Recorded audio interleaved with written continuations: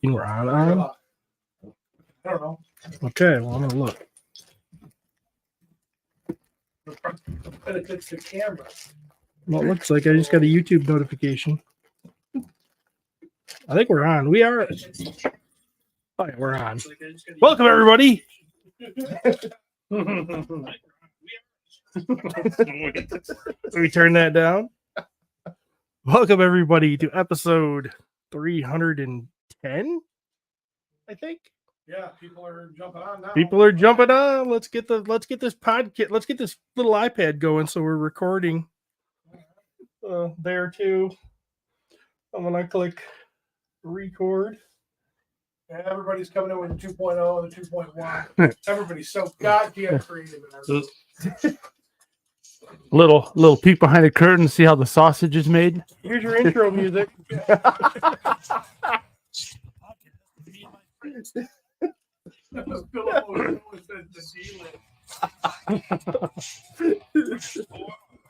Ouch. Pete's here. You just can't see him yet. Yeah, no, I'm coming. Oh. All right, I'm gonna do a short intro.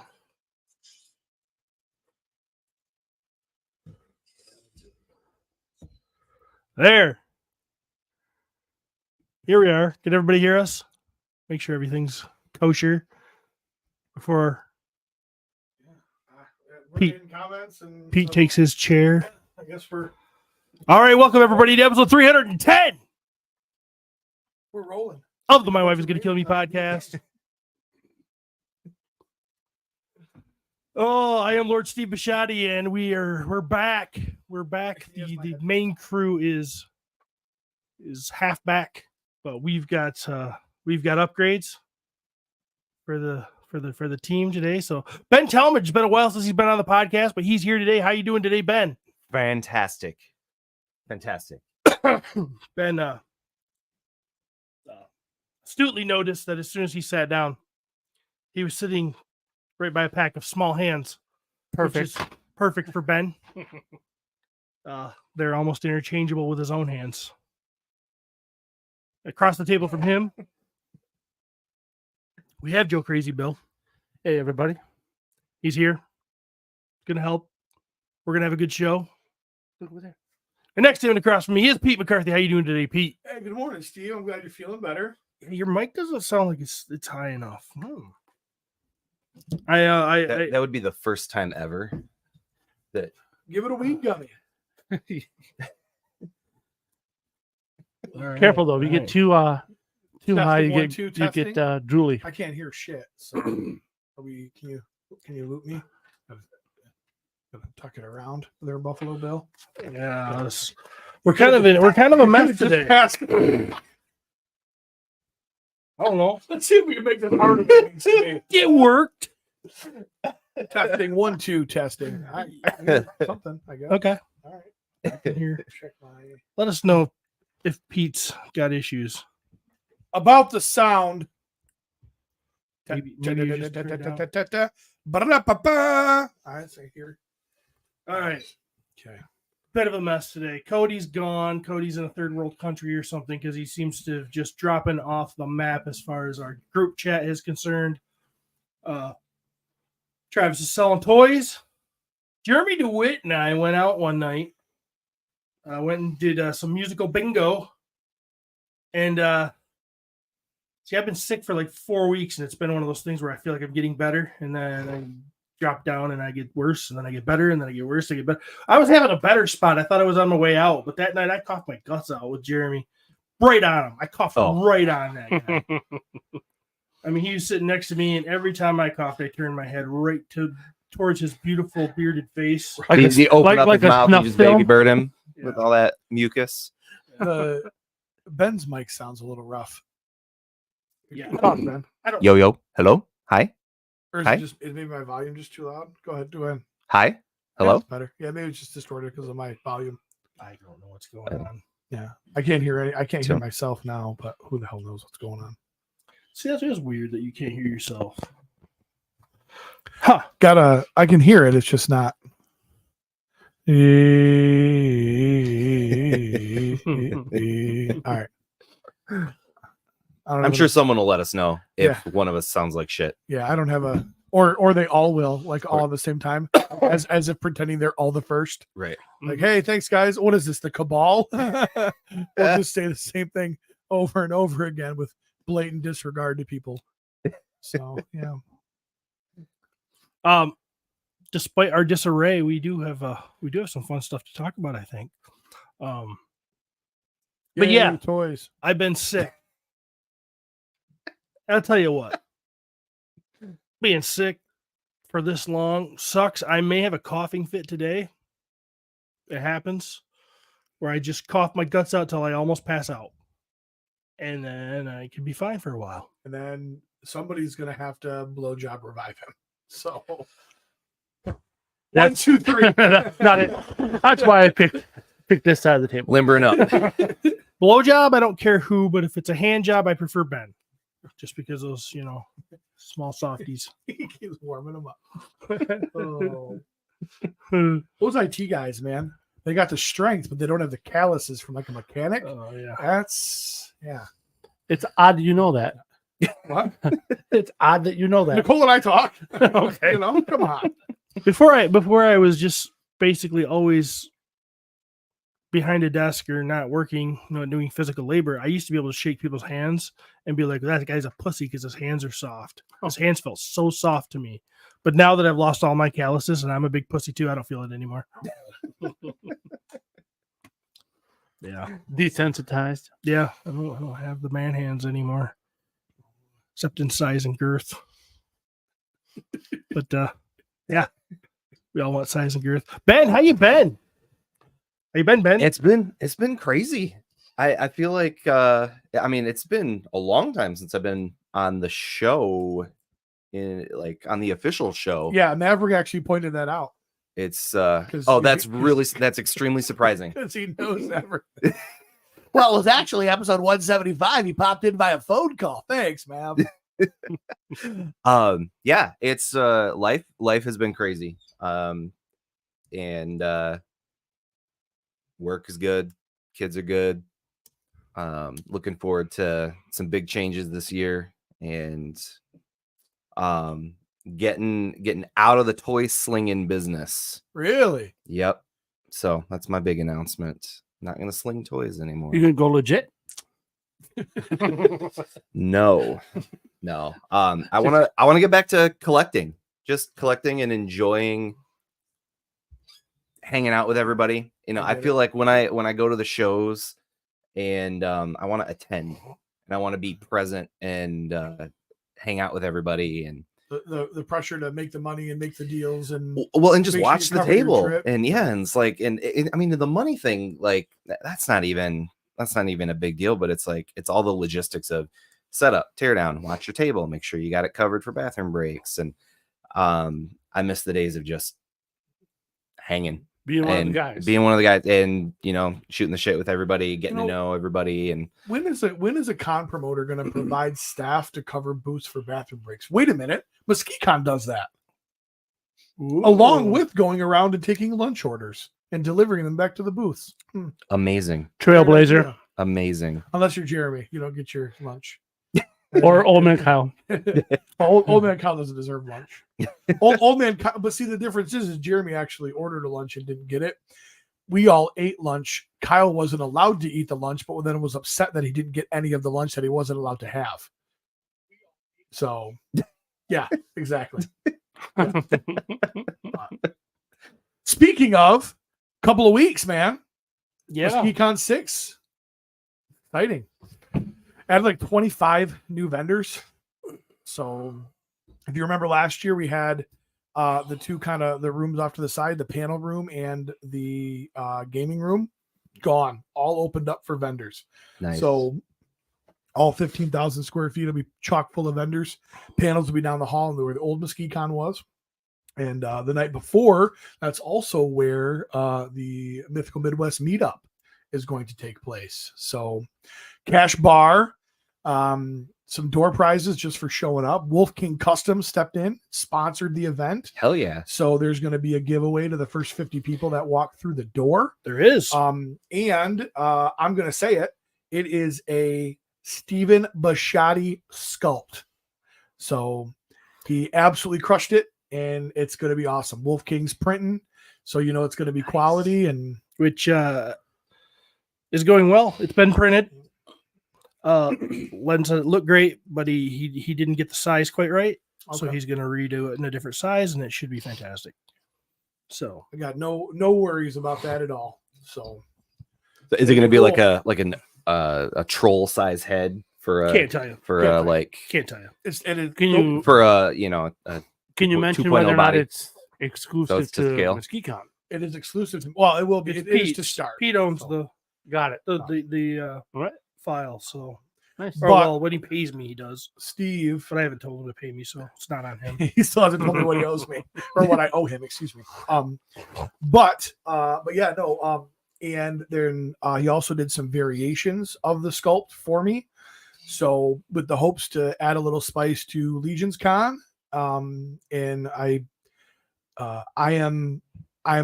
going to become. I'm working hard, Joe Crazy Bill, to become the Matt Rodriguez of aftermarket parts for Mythic Legions. Like I just throw an idea out into the ether, and then I pay somebody, and everybody else does the work. Yeah, top to bottom. I go, hey Steve, I like this, and he goes, bam, and he sculpts it. And then I was like, I've got a 3D printer. I'm going to print it. No, I'm not. Hey, Len.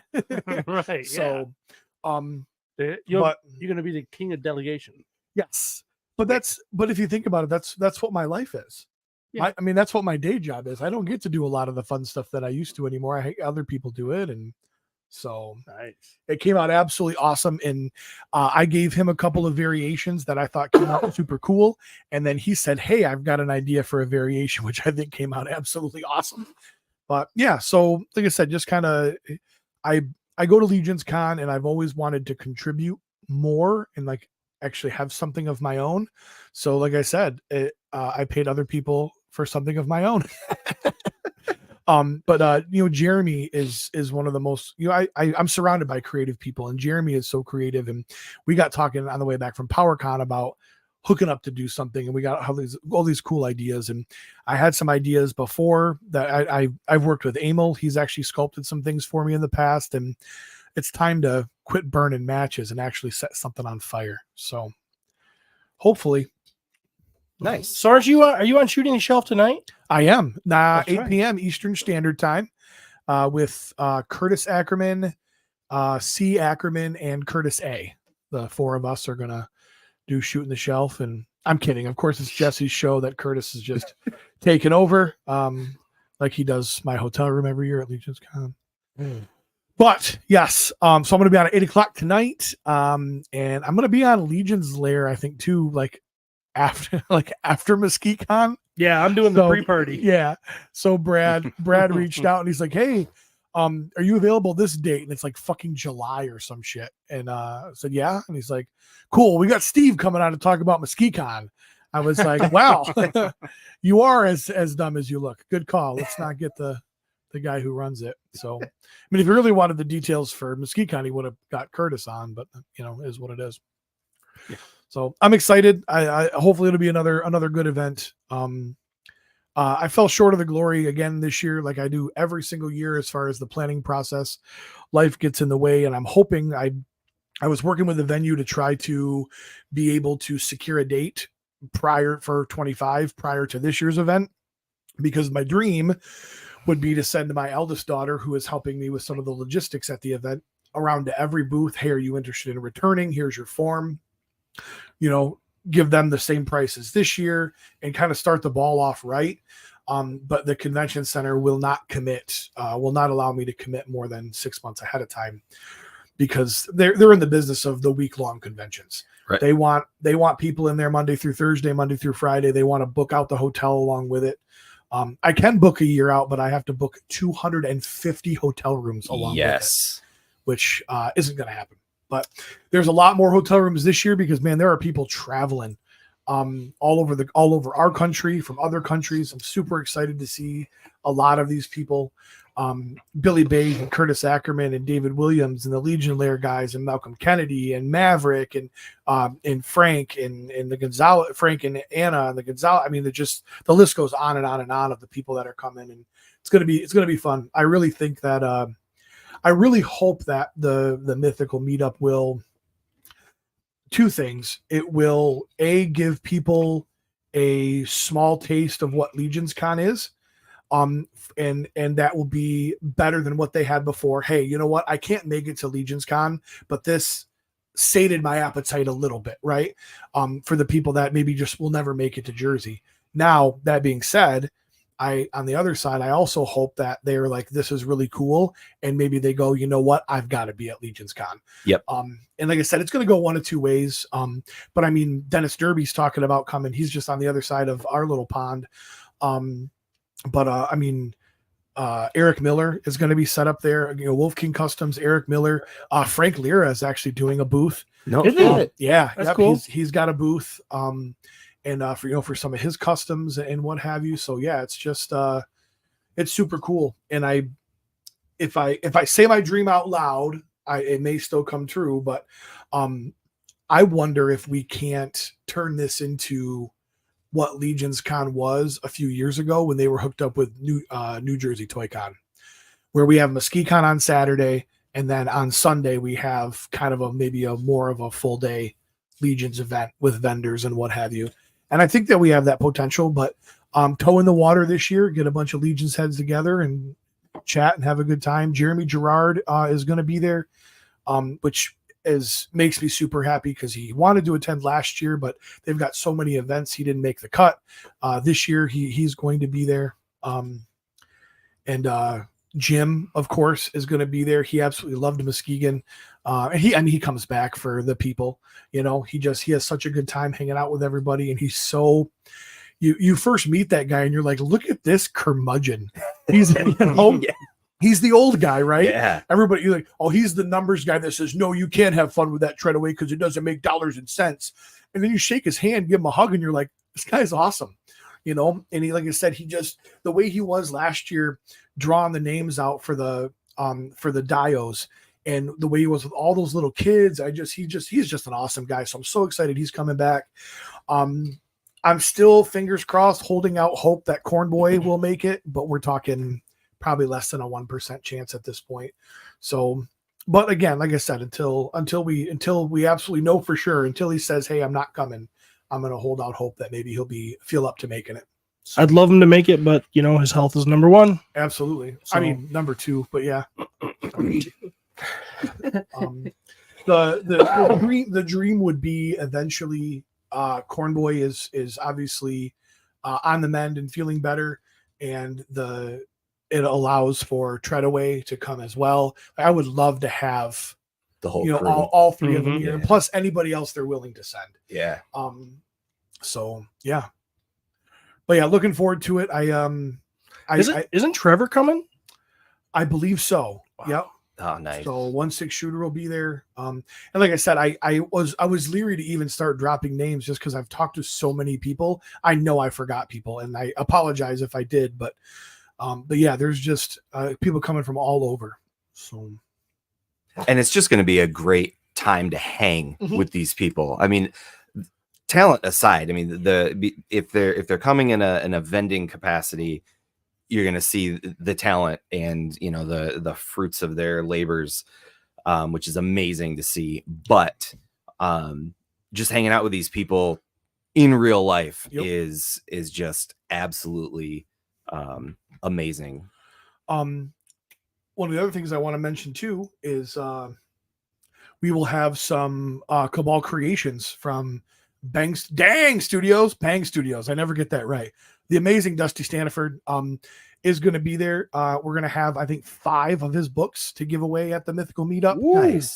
He's got a booth selling stuff as well. I said every time I think about it, there's just Drunk more and Gizmo. more. Yep, Drunk Gizmo's got a booth. He I'll be there actually selling. came last year. And then also too, due to illness, unfortunately, had a booth open up. So Curtis Ackerman and Jesse Arnold are not just repping Wolf King Customs. They're actually going to have space to have their own creations as well, which is going to it's going to expand. Awesome. There's a corner of this room, this vendor hall it's just Mythics, man. So yeah, it's going to be awesome. And I want to say, as far as Wolf King Customs is concerned, last year at MesquiCon, first time we had any kind of a connection with Legions. We had just a smattering of parts and thrown out on a table, and it was just it was a small thing we did for Wolf King. But we're bringing a lot of stuff. Jesse is bringing, and Curtis, and I'm obviously going to help them set up and whatnot, but they're bringing a big setup for Wolf King Customs here. It's going to be way more extravagant. So it's not going to be just hey, we just threw a box of parts out. You can dig through them.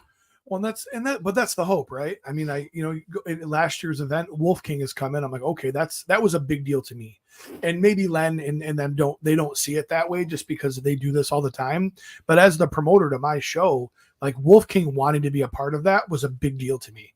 And you're welcome. And an even bigger deal moving forward, not only wanting to come back, but wanting to hook up and do some event stuff. And then to know that they're coming and bringing the pain this year, that means enough to me that they had a good enough show last year, had a good enough time to be able to expand on that. And that's ultimately what you want. Yep. So like I said, as a promoter, that's super exciting.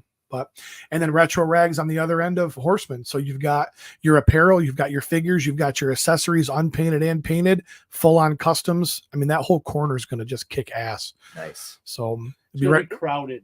What? It's going to be crowded. It's going to be crowded. So in a good way. Yeah. And, in last year too, like there was a little line for figures, and it was a little line, but at my event, there was a line for Mythic Legions, and I thought that was super cool. And by little, I mean little, like 12, 15 people, right? And go ahead. And now this year, I'm like, I know of 20 people that are coming out of state that I didn't count in that group last year. Mm-hmm. So I'm really anticipating that line being where I can look and go, wow, these people are here for the Horseman. They're here for these figures. They came to my event. So I think last year gave us some street cred. We got to mention Travis. Mm-hmm. I mean, my wife's going to kill me. His booth is going to be there. He's going to have figures, and he's running the street team for the Horseman. So that's right. He did that last year, right? He did that last year. Yeah, it was pretty cool. The Horseman, last year seemed like they wanted to hang out, so they were like, "Hey, run our booth." Kind of. And that's they were there socially. It was awesome. And it was one of the funniest moments of last year was that we got a message from Corn Boy, and he goes, "Hey, I'm at the Muskegon Airport. You guys don't have Uber?" No, we don't. So of course, and we fault him sometimes because A, he tried to die on us, and 2, he's a DC fan. I looked at Mike Smith. Mike Smith took off, boom, flew over to the airport, got Corn Boy, brought him back. Mike Smith has 2 trucks. He has an older, like a 3/4 ton gold 4-door diesel, right? And like a work truck. And then he has this badass lifted F-150 that's beautiful, right? And he come back, he's like, man, picking up Corn Boy, I wish I would have had my nice truck. So we got a good chuckle out of that. But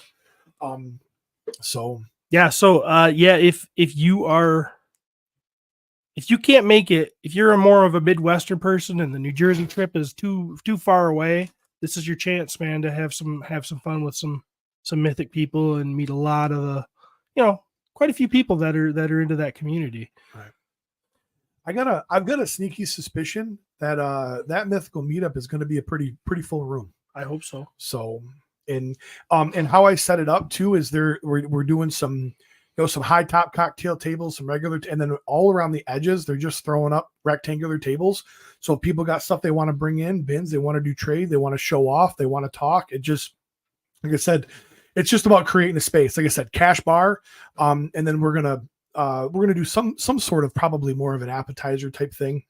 The convention center frowns on doing alcohol without something to put in your stomach. So it may be little slices of pizza. It may be a little pretzel bar with hot pretzels and regular pretzels, or it might be just meat and cheese and veggies, but it'll be something so we don't get too drunk in their eyes, right. Which I'm like, I'm going to be there at 2:00 and I start load in with a double whiskey in my hand. So there's no celery that's going to stop that convention center, but it gives you the warm and fuzzies, you know.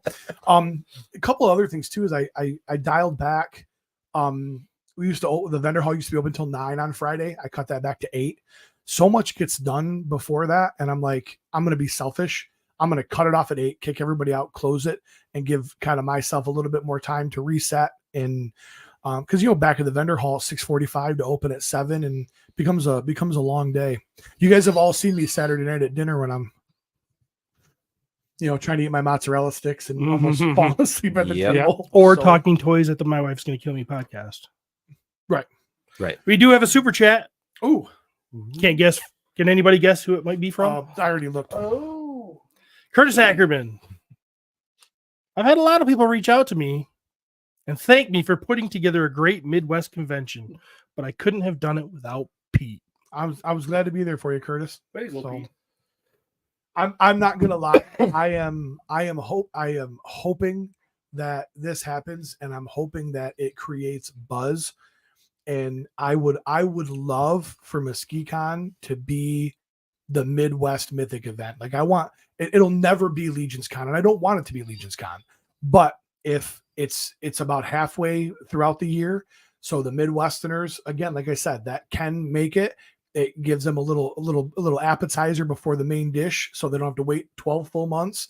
Or the people that can only make that, I want this to be the premier Mythic event. That'd be really cool. Let's face it. There's a lot of opportunity if you live down by Jersey. If you're out east, there's ZoloCon. There's a different thing. There's a lot of different things throughout the year that you can kind of see these guys and get a chance to buy their product at retail and whatnot. But up by us, not so much. So this is going to be, this would be the opportunity. Well, it's a great midpoint too. It's kind of halfway, right. Between the annual Legions Con event. So whet that appetite and stay in touch with everybody so that you can catch up more than once a year in person. Right. And Chicago is a big market for the Horsemen. Yeah. I mean, they straight up told me, they're like, we ship a lot to the Chicago area. And I mean, it's 2.5 hours. So it's really, I mean, even if you couldn't pull off staying the night or whatever, to drive 2.5 hours really isn't that big of a deal compared to 10. Right. Oh yeah. So I mean, for a day show, I drive to Chicago for day shows, or I drive to Detroit for day shows and don't stay over. And it's funny because I can actually get to Detroit a little bit quicker than from where I'm at. Yeah. And I can get to I can get to Chicago. Yeah. Yeah. Well, although stay over, please. Like, drop the extra, like, buy one less figure and stay over. Right. Like, that's where it's at. Is the after show. That's where the magic happens. The one thing that I contemplated is, would it have been better if we did Legions, the mythical event Saturday night, so people didn't have to choose to stay Friday or Saturday if they only had one night to stay. Yeah. But I was going to kind of put out a questionnaire and ask people, and hey, what did you think about? Hey, no, Friday night was great. That was perfect. We stayed the night. We got up to the show, then we made our way home Saturday night. So, or like I said, maybe it becomes an event where it's on Sunday, then they just, you come to MuskeeCon, stay over, we do an after party, and then Sunday morning we start and we do a Legions event throughout the day. So yeah, we shall see. We shall. It's going to be awesome. It is going to be awesome. And we're 2 weeks away, right? Yep, 16th. 2 weeks. The 16th. So fast approaching. It's fast approaching. I'm not ready. I've got heads to paint. I'm not ready. So you're in the same spot as last year. And then how many heads do you think you're going to bring? How many? I've got over 30 done right now. Really? So I mean, it'll probably be somewhere between 40, 50, something like that. And the last couple of shows you've done when you brought heads, you've pretty much sold out, haven't you? I mean, you don't come home with much product. I didn't come home with much from Legions Con, which was the last time I sold. And you had almost 100 there, didn't you? No, I had 60. 60? Mm-hmm. So, well, no, I had 60. I did have more than that because I brought I brought those Goldie heads I brought 20 of those. So I guess I had 80. Right. So. And when you visit Steven's table, look for the heads that are in the little domes. Like those are the premier. Those are the premier heads. Those are the premier heads. Yes. We found out last year that if there's this little cube thing that again Len gave me, and if you take any head and you put it in there, it looks very special. Nice. Is it like one of those little things you get like out of the machines? You know, like a quarter machine. Oh, like the little bubble- gashapon. Yeah, capsule. the gumball machines, whatever. Yeah. Much more classy than that. Much more classy. No, but it's funny. It highlights it. And their backstory, I walk up to Steven's table and I'm admiring, some of the more intricate, really cool. I mean, because the cool thing about Steve's heads too is he's got some that are just kind of a real basic color scheme. He can paint them in his sleep kind of thing, and they look amazing. But then he's got these others where it's like you look at it and you're like, no, you really put some heart and soul and thought into the details on this. From mild to wild. Yeah. Man. And so like there's a couple times where I'm like, how is that head still there? And I'm like, here, let's put it in this little thing sitting out front, and then it sells. And it had sat for hours, Right. and nobody noticed it. Yeah, if the light's so it's not just great funny. and you don't have that focus on it, I mean, that's You bought the spawny looking head, Yeah. didn't you? With the You do you have any prototypes that will be for sale at MesquiCon? Are you all done with those? No, I've got some. I need to find them. They're in my storage unit somewhere. So there's a couple that I need to locate and get out. Like I know I've got a Phobos horse test shot, and Test shot. That's what I was looking for. I've got a couple. I think I still have my Aether test shot that but I'm gonna keep a couple, and honestly I would even trade for some cosmic test shots, because I think that's where I'm going with the stuff that I'm picking and choosing. But yeah, and like I alluded to, I'm gonna be getting out of the flipping kind of toy slinging. Well, here, so I'm gonna ask a hard hitting question, Ben. do it, hit me.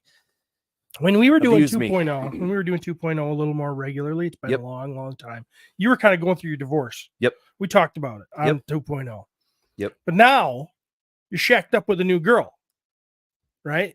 She put True. pressure on you to quit this freaking. Is it her fault that you can't sell toys? No, truthfully. Stephen Bisciotti, the hard hitting reporter. Woo! For Big Wig, take him 13. I'm Steve Bisciotti. No, truthfully, selling toys, slinging toys, doing it more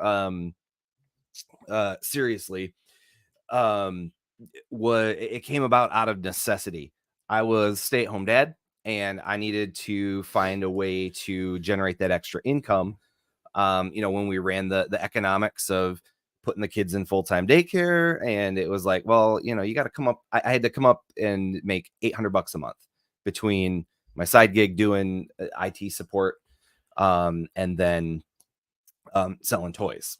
And the more I got into it, the more I was like, man, I can bring in 10 grand in a weekend, and if I'm playing my cards right, and I was good at it, so it didn't take a whole lot of time and effort and energy to have a steady stream of income slinging toys. But I'm back.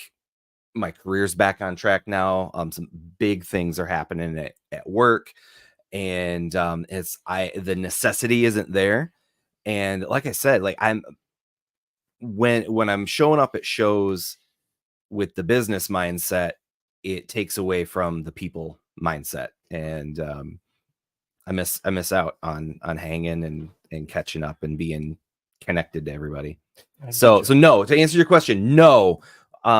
There's no pressure. Ain't no woman gonna tell me what to do with my toys. As he's texture, I didn't mean that. I didn't mean that. No. But no, it's I also want to enjoy buying toys, and I don't want it to be a job. right. You don't want to have that thought process. I have to flip this. Right. Not everybody's cut out for it. Right. Well, and I mean, You gotta be soulless like Travis. and I can do it. It's just I can't do that and have a demanding career. Yeah. And, be a dad and try to maintain all my friendships. And, I'm a social person. And There's a joke coming. He's just not big enough to cover all those bases. Okay. I know. If you're gonna give one thing up, just give up being dad. They don't need you too much. that's true. Hey, just when I That's thought I true. was, You've been talking to just Randy. when I thought I was gonna get out of line, he comes and saves me with that. Honestly, I thought he was going to say give up sex. I was like, well, I gave that up years ago. that might work for you, but it doesn't work for us.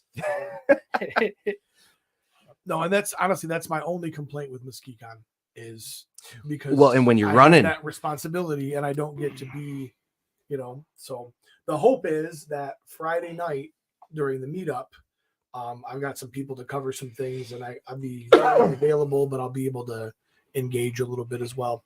And I have a sneaky suspicion that they'll still be in there chatting at 8:00 when I close the vendor hall, which is another part of the decision to do that. right. So I'll be able to go and mingle over there for a little bit before I head up for the night. Well, if you want to stay up, just remember, forget your CPAP like last year, and then you can just stay awake the whole time. That sucked ass. That was Holland. Was it Holland? That Oh yeah, was Tulip City. Fuck. you That was looked brutal. rough that weekend. That was brutal. Man, it's too bad that you were so far away from home. I would have went home. Couldn't have. I did. Oh, did you go home to get it? Yeah. Oh, No, I drove home. you just drove. came back.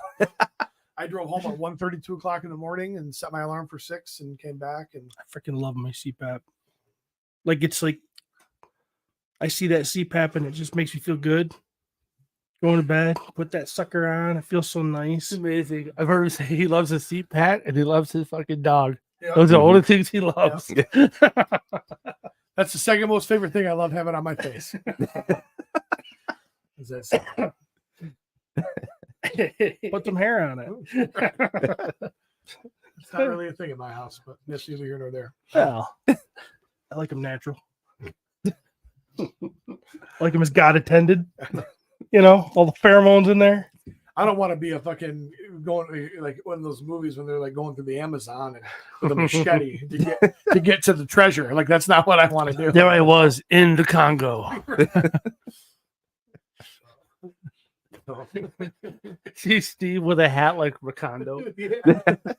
Like a little moist, Oh, good night, Mike. little balmy. So, Laughing's not good for me. boy, drama. Yeah, It's we got some. I'm sure we do. Just Cute cricket sound effect now. no, it's it's the same shit over and over again.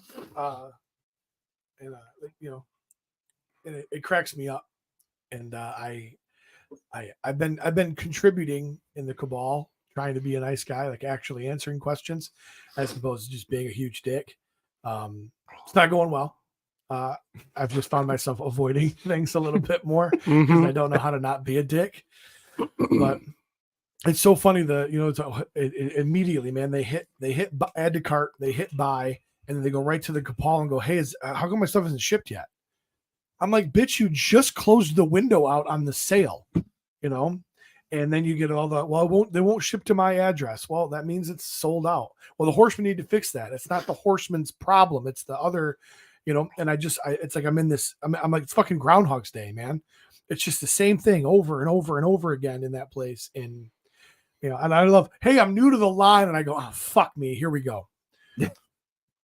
I will tell you that one of my most favorite people to read their comments is Dorclair. Dorclair is on point. He just crushes it. And Mhm. Cullen does a great job. Cullen repeats himself so often. That guy's a fucking saint, saying the same shit over, and he always does it nice, and he always does it pleasant. He stays Yep. just even. He's just steady keel. But no, Dorclair, I love his comments, because even when he's being a little bit touchy about it, he does it in such a great way. I just love his comments, man. Are you looking something up, or are you texting? I'm looking something up.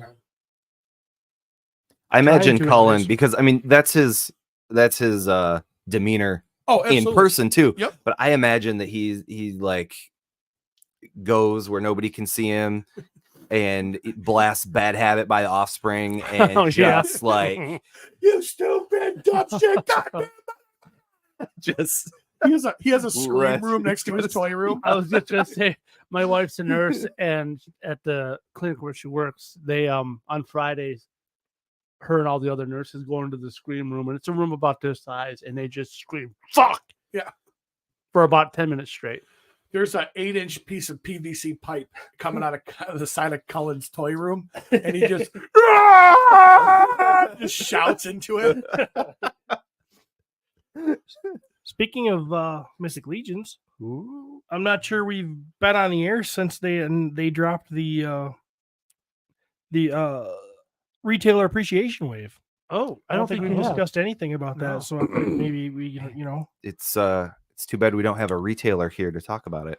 Well, he's retailing in a show, so Let's get him in via satellite. Don't defend him. can we remote him in? That'd we be fun. could That'd be fun. probably if Cody was here and Travis was willing, but he's not. Neither of those things are going to happen. True. True. Dusty Stanford comes in with the door clear, kills with kindness on a god level. It cannot be said better than that, Dustin. Yep. Dusty cannot be said better than that. Yeah. He's like an assassin with nice bullets.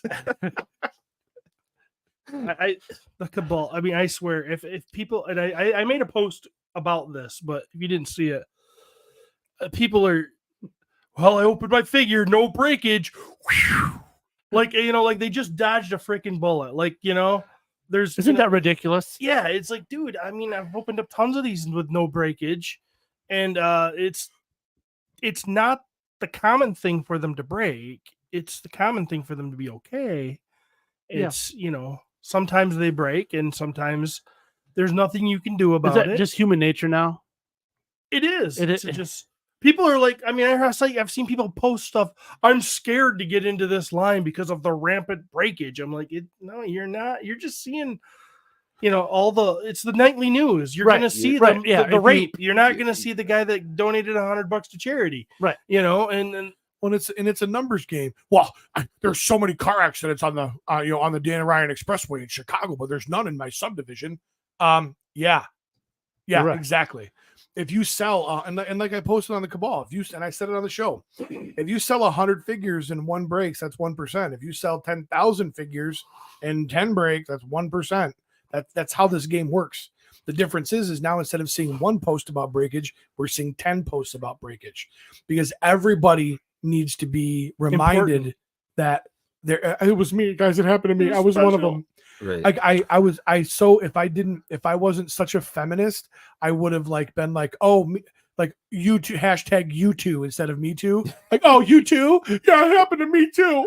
He broke right out of the package, and all I did was twist as hard as I could while they were still frozen on my porch. Well, right, and it's not even. I mean, there are when you're producing stuff, there is going to be a percentage of breakage, and it does not matter what it is. Doesn't matter what it is. It doesn't matter, and it doesn't matter how much. I mean, you're rolling BMWs off the line. Like, there's going to be some lemons that just like there's something happened in production, and but not with German engineering. But no, he's right. My wife drives a BMW. I know, but it's very expensive. and it was a weird flex. And the BMW was a random. I should have said something like McLaren or even like higher Lamborghini.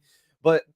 But so as amazing as these toys are, there's going to be some production issues. But then also, people are going to snap them in half, being dumbasses, and they're not going to be like, "Oh, I manhandled this thing and it broke." They're going to go, "Oh, poor me! Like, look at me! This is amazing. This is awful." And everybody said the same thing. I heated it. I did everything I was supposed to, but it broke. Well, and it's not just I blew on the joints. Heat. Even when you heat it, you still got to put some thought into what you're doing. And the truth is, like, a lot of people don't understand just basic physics and engineering of just being careful. Where are you putting that pressure? It's like a clit.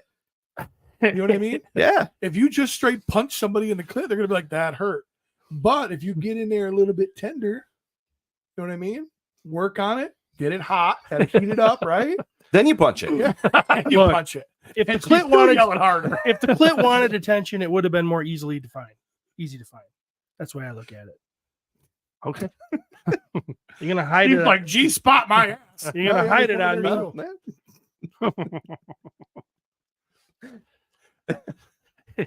No, it's clear as day. It's just hidden behind a mound of pubes. Right. So, I don't know. Once again, there I was in the Congo. in the Congo.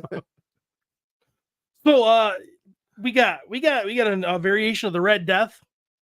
Yeah. A flippity flop, where we got the black clothing and the red kind of Color body. variant. Mm-hmm. Which is Pretty standard for the retail wave when they re-release those figures, right? It's just- Yeah, it's always a color variant. yeah, or a flip flop or color variation. something. Yeah. I mean, we've got Marley that is actually pretty cool looking, and then it's also glow in the dark. It looks much the same. Looks much the same as the other one, but it looks more vibrant colors. Yeah. But glow in the dark. I'm excited about that one. Um, Really excited about that very one. interesting. And then, of course, anybody who is, I don't know what the Monkey King is, so I passed on it. Here's your chance to get a real great figure. Like many people's figure of the year was the Monkey King. And we've got like a goldy kind of blonde looking monkey here, pretty sweet. And then they gave us two brand new characters. A 2.0 skeleton that's it's neat.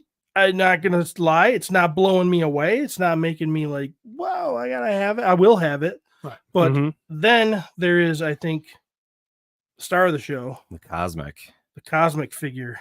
This black and blue, like metallic light blue sentry they put out. Freaking Yeah. it's not a very good picture, but you can get an idea. It's tough looking. That's going to be the runaway figure, I think, right there. Everybody's going to want. so good. Everybody's going to want that. Curtis Ackerman, this one guy posted a pic of Thrace with two broken legs and a broken arm, and people bashed 4-H. I'm sorry, if you break 3 limbs, you shouldn't own toys. I agree. What I think too is a little bit is you got these people that are getting these action figures that have been maybe they've been buying Marvel Legends, maybe they bought Orange G.I. Joe back in the day, right? And that in their head, probably somewhere in their mind, they think they're toys. And they are toys. I get that they are toys, but they're not toys like you're gonna hand a 7-year-old. No. Right? No. I mean, with the So, exception of Trav. I mean, Well, honestly, I mean, though, I'll let my grandkids play with them too. But I give if I hand my Mythic Legions over to my grandkids to play with, I know in my head that there's a possibility of that breaking. That doesn't then think that I should be able to let these kids play with these toys. Like there has to be a little bit of Common sense? yes. Oh, there yes, we go. Yes. truthfully though, once you break in those joints, I don't think there's much chance of there's breakage. not much No, chance of I don't breaking. think Like so I either. was letting my kids play with them, when they were younger too. Oh, yeah, but my it was- kids don't touch my Mythic Legions. Get the fuck off my toy. People don't understand the move to pinless stuff is different and things are tighter. Mm-hmm. Things are, they're more or less forgiving in the beginning, to like you said, until you get them broke in and you get them played with a little bit. Then they actually, if you play with them enough, they'll get loose. Yep. They're I'm sure we'll get complaints about that too. too tight, too loose. you I won't don't even know. stand up. No. Yeah. So, Well, you melted them with a hairdryer. and I'm not minimizing someone who actually physically, I broke? Yeah, I mean, I broke hands. I pulled off 2.0 hands and broke them. Very minor. I mean, out of all the figures I have, which is substantial, Right. I got a lot of them. Subtle brag. I've had very few breakage. Now on my G.I. Joe shelf on Hasbro, I've got a lot of things that are not right with my G.I. Joe figures when I get them out of the box. And that's Hasbro, and it's just I don't have a place to go whine. Right. You probably do, but it's just I think that those neighborhoods are much larger than the Mythic Legion. Even as big as the Cabal has gotten, it's still small in comparison to some of these other pages. Like a G.I. Joe page has got Yeah. probably 3 or 4 times many people in it.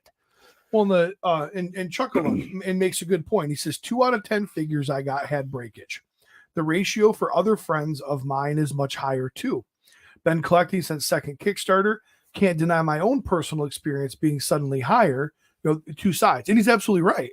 And the unfortunate part is, that the percentage of breakage may have gone up, but we're not hearing, nobody's getting on and saying mine didn't break, so we don't really know what those numbers are. But absolutely, when somebody, and there was quite a few posts that I saw where my personal opinion was, hey, that sucks for you, and I said that's like it was. It looked legit, like it was a manufacturing defect, right? And Chuck-a-Luck might have gotten 2 of those figures, right? Bum luck, that sucks. Okay, but he also comes back.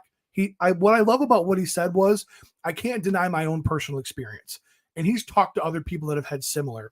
But he comes back with another comment and says, customer service took care of it. They're great, exactly, you know, because I guarantee you, Chuck-a-Luck was common sense, smart enough guy to go, hey man, this sucks. He reached out and they made it right. Is it unfortunate? Yes, it is. But there is a way to deal with that. And I wish I knew who Chuck-a-Luck was. Sorry, Chuck-a-Luck.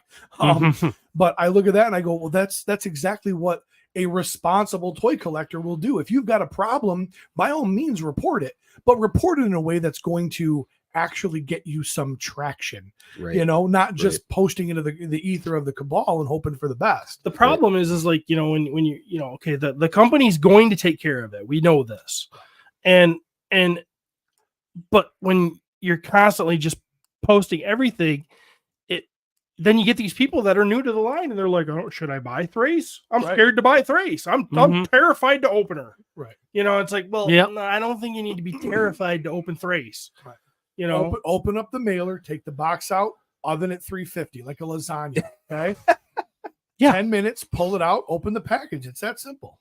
It is. By the way, I'll see you in the front yard with my clipboard going, well, I figured out what happened. You burned your house down because you put a box in the oven, you moron. I've opened 2 Thraces. Now there no problems with either. It not once but twice but thrice. But you know, so I mean that but that's, I'm not going to run to the cabal and go, I opened 2 Thraces, no problems. You know, nobody does that. If it bleeds, it leads, man. Well, and you're also not going to say that, okay, I had no problems. My personal experience applies to everyone, you know, on the other side. But it does balance out. Like what's his name? That was Chuck-a-Luck. Chuck-a-Luck. Chuck-a-Luck had 2 breakages. I had 0. Put them together.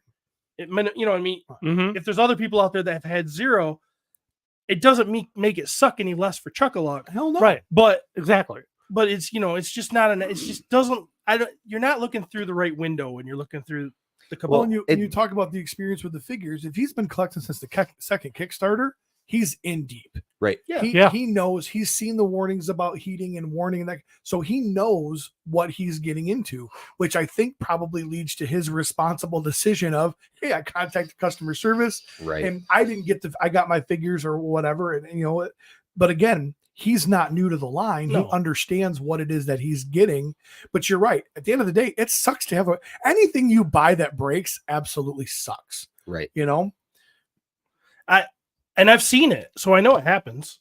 I mean, we opened. I've done it. Yeah, right. we opened. We talked about it. The bow, Poxus's bow, and you know, Travis broke a little nub off that, the little arrow rest thing, and then the gray alien Azul or Zeus, whatever his name is. When we opened the review wave, when the Swedes were here, right before Legions Con, we had a review wave that we opened up, and Tomas opened that sucker up. Bent the knee, no heat, bent the knee, but I watched him. He didn't put much pressure on it. You know, he was just kind of fiddling with it. But he's got those mechanic hands. That's true. Tomas is a man's man. Yeah, he's like, he builds race cars and motorcycles. Yeah. So, you know, he's one of those guys that he's tough. He jacks off with an SOS pad. Doesn't bother him. Oh, steel wool. Yes. So, but I mean, cleaning and exfoliating at the same time. But yeah, I mean, I watched that sucker snap. Well, you know? And then I glued it, and then I told Travis, and he doesn't even know. We got to bear in mind too, though, that these are all new parts libraries, right. And not only are they new parts, new sculpts, but they're entirely new like new engineering. engineering. Yeah. And Probably new materials too. There's probably some tolerances in the plastic that they're trying out for new things, right? So, and this is stuff they'll get They'll it work right. it out. They'll They'll work it out. But when you're going into a figure and it has some sculpting and design and engineering that is not familiar, tread lightly. How many times have we seen that little picture of where they cut you can see that the break and then there's a hole in the peg and it's like, oh, there was an air bubble in the plastic. Mm-hmm. Has anyone cut a new one to see whether that air bubble is, or that little circle is supposed to be there? How do we know that that's an air bubble? How do we know that? Right. Yeah, that it's wasn't engineered to be there to do whatever. My good friend Len thought of that, but he was right. I think he's like, how do we know that they're not supposed to be? Is somebody going to saw a perfectly good one to see if they're all like that? I mean, I probably would. Somebody Want to give me a new? Somebody want to give me a new figure? We'll do it right now. That's what we want to see on Mythic Conversations, Gerard. Want to see you saw into that and show us that dimple. Get your little scalpel out, cut it up, see what happens. It's for science. For dissecting toys. Dissecting toys. I'm alien autopsy. 5 years out from being 50. This is what I'm doing in my life. I think the last thing that I dissected technically wasn't human. It was a frog, and I snipped its leg, and it went flying, and I made my classmate Desiree throw up. It was super funny. It's funny now. The sound of that bone snapping. She just oh, it was so good. I was surprised that she threw up because she her boyfriend had such a big dick she couldn't even fit it in her mouth.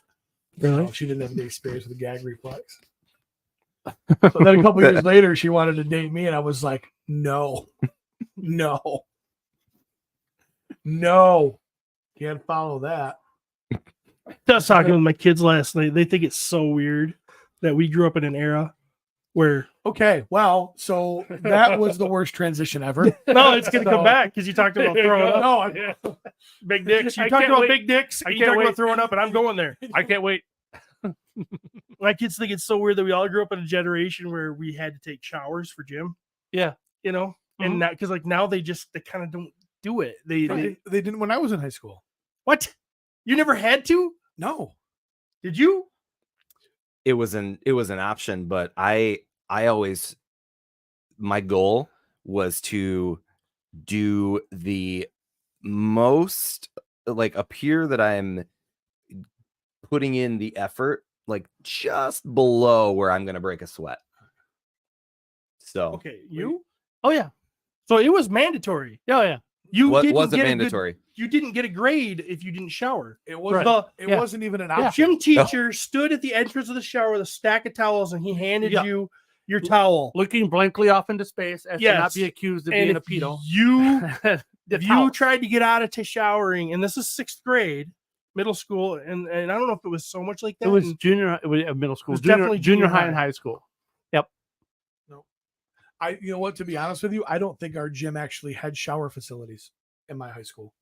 Well, I mean, yeah. The gym we used for PE class, right? Well, what about Travis's story? We had to have. He went to Mondo, I went to Whitehall. We didn't go to the same school. Oh, so don't get me wrong. Oh, there were right. It's kind of weird, right? The high school sits here, and then the junior high sits here. The gymnasium that like everything, like the main gym was actually hooked to the junior high, not to the high school. There was a lawn between the two. So when you were in high school and had PE class, you were actually in the high school gym, which was basically just a big square room, no bleachers or anything like that. It was just a gym. And I don't recall that even had showers in it. It might have, but not, there was no towels. There was no nothing. And even when I was in junior high, that was high school. When I was in junior high, we had a locker room, but and it had showers, but nobody ever used them. There was no towels. There was nothing. It's so weird how we've gotten away from. So now, like, there's my generation, who obviously I've explained my situation in like middle school. We're only like 4 years apart, dude. I know that something must have changed awful drastic, quickly because the towel hander guy wasn't averting his eyes anymore. Probably. He didn't look at my crank. He always Bill's right. He just kind of stared forward and was like, here's your towel. He had a stack of towels. And then he had a cart next to him. When he ran out, he grabbed another stack of towels. He made sure that he handed out a towel to everybody, and you had to go in there and come out. While Steve's telling this story, viewers, all 32 of you, did you shower at school? Like, post up. Let us know what your experience. And tell us your age. Yeah, tell us your age too, because I want to know how this or the year you graduated. If you're not comfortable talking about your age. Well, we ain't got a bunch of women in the chat, maybe one or two. You guys don't care about their age, but well, it's a women thing. They like to try. They're trying to be mysterious. Oh, like you don't look 45. I can tell. What's your age? Oh, a woman never tells. Well, I'm going to guess 50. How's that? Anyways, but I love how this just changed because then fast forward to okay, I'm a little boy or I'm 6th grade. I call that still a little boy, and you're in there and you're nervous, so you get a towel and you put it around you as fast as you can, and you go back to your station. You put your clothes on as fast as you can, and everything else. To going to the Y, which the local Muskegon Y, which is closed down now, but I went there for years and used their gym. Old guys love to be naked. Old guys will stand around and talk to each other naked. That like they got all the time in the day. Mm-hmm. They will stand in front of a mirror and comb their hair naked before they put any clothes on after the shower. They're so comfortable with being naked in front of each other that it's like, they're secure. Yeah, they're totally like they don't give a shit. They'll put their leg up on the freaking step on a chair and talk to you and everything else. And I wonder what happened there where we were like so. That's what happened when they stopped doing that. When they stopped doing what they were doing.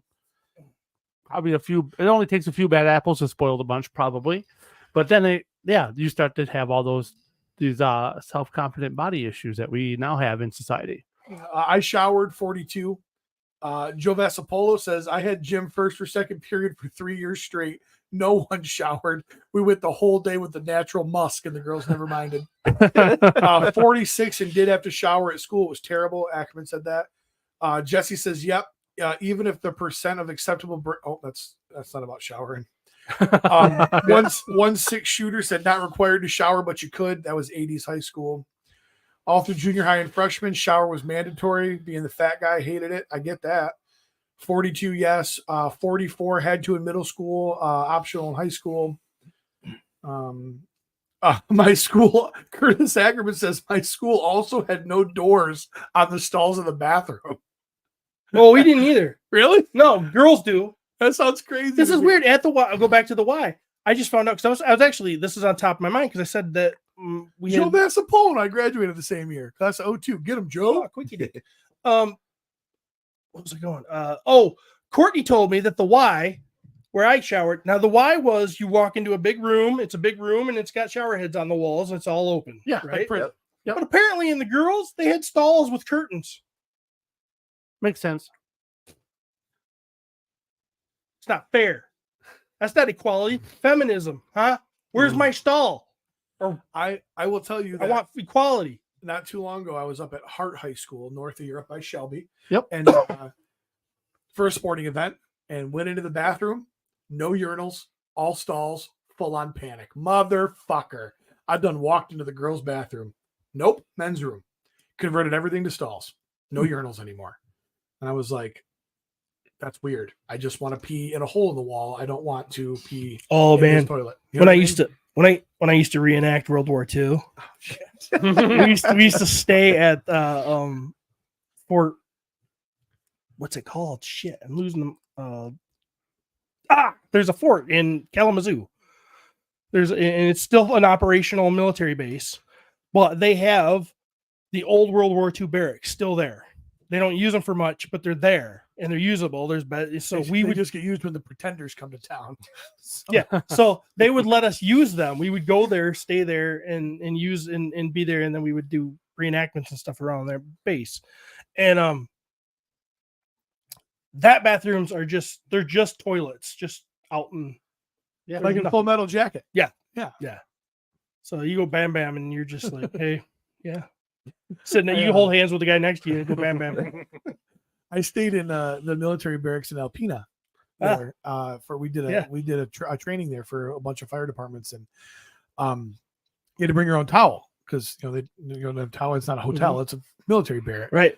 Has anybody ever used a brand new towel to try and dry off that hasn't been washed? They're useless. It was like a chamois. It wouldn't absorb any water at all. And I remember walking to class that first morning, and I'm like everything's still wet. I was so fucking uncomfortable. Oh, Good times. Yeah. Speaking of urinals, I was at a bathroom at a Meijer this week, and I swear to God, I thought Travis was in there. Somebody peed, and it actually, I didn't think it was Travis because it actually, believe it or not, it was more impressive. I mean, it sounded like someone took a 2-liter and just squeezed it into the toilet, and I was like, holy shit. For anybody new to the show, Travis has a giant urethra. Yeah. And he doesn't pee very long, but what he does is incredibly powerful. Yeah. He could drop a marble in his urethra. And it would just kind of ding, ding, ding. And has. They poured a pitcher of water. I was scrolling through I bought my wife something, and so my Facebook is like the ads in my Facebook are incredibly targeted. And so there was a site that looked interesting, so I clicked on it, and I'm scrolling through, and it had urethral dilators. And like a whole kit of them, and I was like, I'll try to be as kinky as the next guy, but I don't think I can get behind that. Is that for medical use? No, it's for sexual gratification, where it's actually in the tip of your ding dong, and I just what the hell? Yeah, I don't get that. Again, no judgment. If you're into it, do your thing, chicken wing. But I like it's one of those when you see somebody get hit in the nuts, and every guy in the room goes. Like because like nature knows that no one man can handle that on his own, so we all take a little bit, right? We all go ugh. Like it was one of those. I scrolled and I was like, and I just kind of kept moving. Like I just not for me. It's worse than childbirth, proven. Not for me. I don't think that's true. No, it is. I can prove it. It's science. I can prove it. Women will have a baby and they'll be like, "Oh, I want another." You ever hear a guy ask to get kicked in the balls again? It's worse. I don't think I've ever heard a guy say, "Kick me in the balls." You're not Googling enough. So a normal guy. I mean, that was the entire plot of Jackass, right? Pretty much. Yeah. Sure. Yeah. Snorting wasabi and getting kicked in the balls. Yep. I tell my wife that all the time. What, she talks about childbirth. The girls like to daydream about, oh, when I was in labor and this and that. Oh, I'll just be over there like, not as bad as getting kicked in the balls. Especially with your freaking their epidurals and shit. They're freaking dead from the waist down.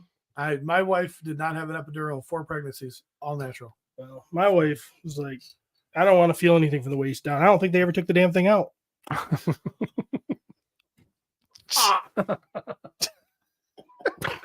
My wife asked for an epidural on baby number 4. And she was in excruciating pain, and she, I think I want. I said, okay. So whatever you want. Should I get it? Don't ask me. I don't care either way. You either say no, I'm good, and I sit right here, or you say I need it, and I walk out of the hallway and go, hey, I need an epidural stat. She goes, I want the epidural. I said, okay. I went out. Doctor comes in. She goes, all right, Miss Amanda. And she sits down. She's an absolute sweetheart. So she sits down, lovingly inserts her fingers into my wife's vagina. And goes, well, you're not getting an epidural because we're having a baby, honey. Too far along. Yep. So she snap, heels up. All right, sweetheart, we've done this before. Let's go. That's why we always got Courtney's epidural in the second trimester. He got it before coitus because I feel like she can stand. I want to have your baby, but you got to numb me down there, Stephen. She's used to not feeling anything down there anyway. Oh, man. So toy news. Speaking of urethra, I gotta pee. Oh boy, let me look up. I took some pictures here. A few things we can just talk about. I wish we could put them on screen. I wish Trav was here just because he always has snacks. Me too. I'm missing. I don't even have water. Oh, Hasbro Pulse had a some announcements. They're going to be releasing some characters to the retro line. We're going to get a beachhead that looks very similar to the toy beachhead. Yep. Sandy as hell. It's a real mess.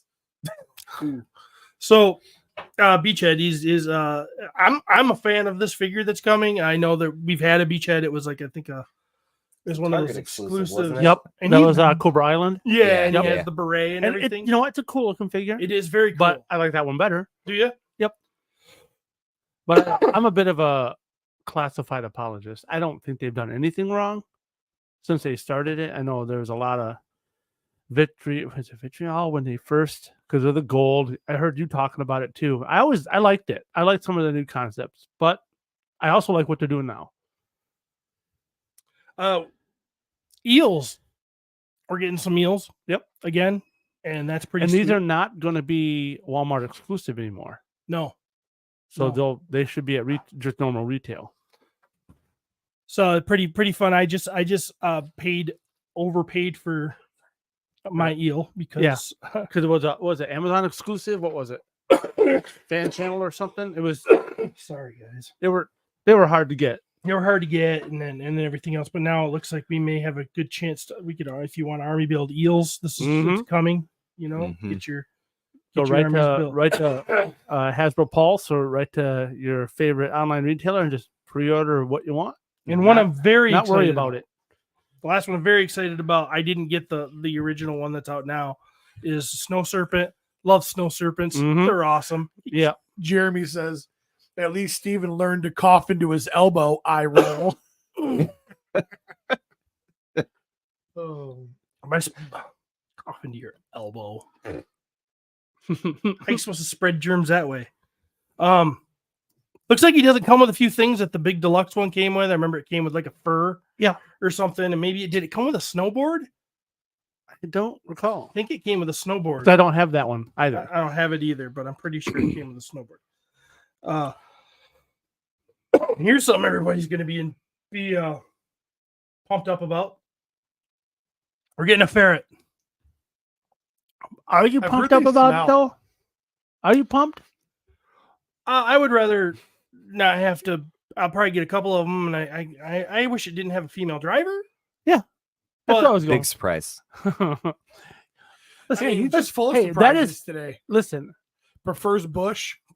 I don't have a lot of experience with quads, but do quads have power steering? Because I don't feel like she has enough upper body strength to turn. 3, 2, 1, go, Steve. I don't care. I think it looks cool. She isn't gonna want to ride that thing. She's likes gonna the want to be in vibration. the office. Look at the breakdown of jobs out there. Girls don't want any. Very few. There's a very small minority out there that aren't this way, but most of them, 99% of them, if it ain't air conditioned and in an office and with a nice bathroom close to them, they don't want it. They don't want to do that. Or they can't wear a short skirt and sway their boss in the direction they want to go. You are a caveman. Do you know girls that want to do those jobs? What? Not that I want to. Devil's advocate. You want to know or what Steven's advocate? Do you know girls that want to do that stuff? Oh, absolutely. Okay. So check this out. First off, right now in the County Fire Academy, there are 7 women, which is more than double what it's ever been before. Yeah, how many men? 11. Okay. So there are girls that'll do stuff like that because then they can walk around and be like, but you know what I've seen? And all the guys will do the shit for them. I got to run up the ladder and carry this hose. Let me get that for you, honey. Maybe you'll go out later and I can buy you something. You look cute today, toots. I mean, that's. I do we take the lead. I just had to feed it. Just so you know, Steven works in an air-conditioned office next to a nice bathroom and has not one but 2 women that do his job for him. So you don't. And we were just talking about the calluses no longer being on his hands. How many times have you driven through road construction and seen women not lately? The last couple of years, I see women all the time. Stop and go paddle. So what? Slow and go paddle. Yeah, I mean, I've seen them up in big equipment. So what? Yeah. Oh, I've never seen that. I mean, let's be honest. They're lesbians, but they're women. I have never in my Jokes, career. y'all. of being around excavators and contractors and everything, I know they exist, but I personally have never seen, unless maybe in a female commercial bulldozer drivers are like clitorises. Never seen one. People talk about it, but I ain't never seen a female hole driver. Never seen a female excavator driver. Never seen one. There's got to be a backhoe driver kink. You know what I mean? Like, oh, what are you, a backhoe No, like driver? I said, there you are. Bend I over. know there's one that exists in the world, but there's also unicorns, I believe. There is I'm pretty certain that it was a Muskegon County Road Commission plow truck, one of the big ones that I saw. I have seen plow truck drivers. Yeah, that's one thing, but I don't consider that. I don't consider that. Oh, you like plowing, huh? Yeah, she likes plowing. Kathy Rombutts worked for the first city I worked with for, and oh yeah, yep, she would get lost all the time. Now, by nature, you are right. This is where Stephen is correct.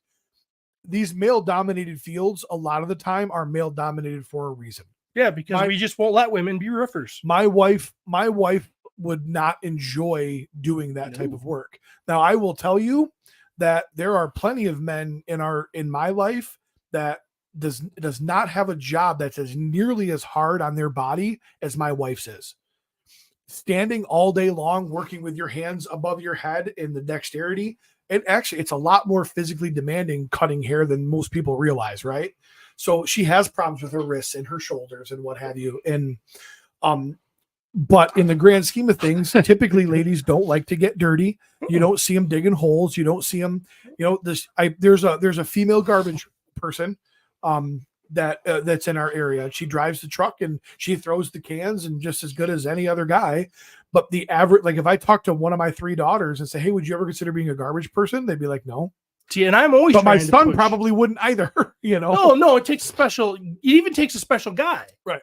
But it's always going to be a guy. When you say special, what are you trying to say? Well, some people are not going to be garbage men, guys included. Oh, right. Then there's some guys that are like, I don't care, it's work, I'll do it. There are those guys. Well, but it's great paying work, and it typically comes with some sort of government benefits, and a lot of people don't know sometimes. That, So, but it's getting more and more that garbage services are not government. Well, there's a lot more privatization, absolutely. But the other thing too is you see like there are certain industries, funeral homes, very much male dominated. A lot of women don't want to be around dead bodies. I get it. And typically, if you see a woman in that field, it's familiar or it's family, right? Mm-hmm. It's, hey, my dad was, my grandpa right. was. Yep, she was raised around it. Because realistically, the average person doesn't want to be around dead bodies, male or female. That's one of those industries that's very much kind of handed down, from person to person.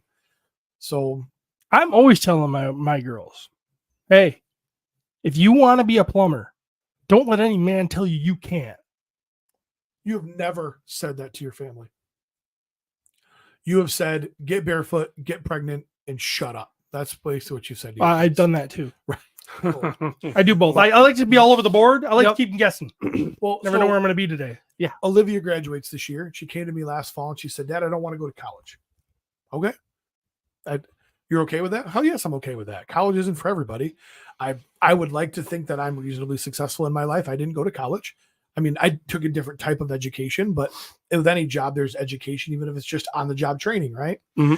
And you went to college, got a degree, and took the stay-at-home dad path for a while, and now you're back into your career. Like none of those things dictates what it has to end up being, right? Right. And I said, well, what do you want to do? Like, what are your thoughts? And she said, I want to help people. I've watched you my whole life. I think it's super cool what you guys do in the community, but I don't think I could do that. I said, okay. So I said, well, where's your head at? So I think I want to be a dispatcher. That's a great job. That is a great career. He literally can graduate high school in June, walk into dispatch in July, and start at almost $25 an hour with a real pension, which nobody gives pensions anymore. Mm-hmm. Full benefits, and can do her whole career. She can be a part of public safety. She can do good for the community, but she's upstairs at dispatch and she's in a climate controlled room and she's safe, which makes me happy. But I get to talk to her on the radio. Like, that's super cool. Like, and she was very adult in that conversation. And that's a great way to look at it. Hey, I want to do this, but she also understands that she weighs 98 pounds And the gear that I wear is almost that. She understands that she has physical limitations. She's not going to drag me out of a burning building. And it's not because she's not good enough. It's because that's the way she's built, you know? So there's a lot of that too, because a lot of that manual labor requires size and strength that they just weren't born with. And to blame them for that, we really can't. It's kind of a dad issue for giving that chromosome, you know? Well, and she has the added benefit as being the first person to get the news that you've choked on a zebra cake. She's going to get that call. And, Yes. So 1390 is choking on a hostess cake. not that a building collapsed on you, Right, but right. because you're not going out that way. No, I don't get to go inside anymore. Stuck Good on call, the door. Ben. That was a good one. Did anybody see the promo for Shooting the Shelf for No. tonight? It's a picture of me and my helmet. Oh And yeah, they changed it to Big yeah. Wig Dick in 420. I was like, guys, come on. It's a fire helmet. Can we not put weed shit on it? But it was hilarious, and I got a great chuckle out of it. All right. I'm trying to see. Did we? Well, Hasbro Pulse did a GI Joe live stream this week, Yeah. so that not just those ones, but the next wave they showed all the product shots for like Naga Hide. Yep. What was the other one? Jinx. Do you like Jinx? I like Jinx. Yeah. I do.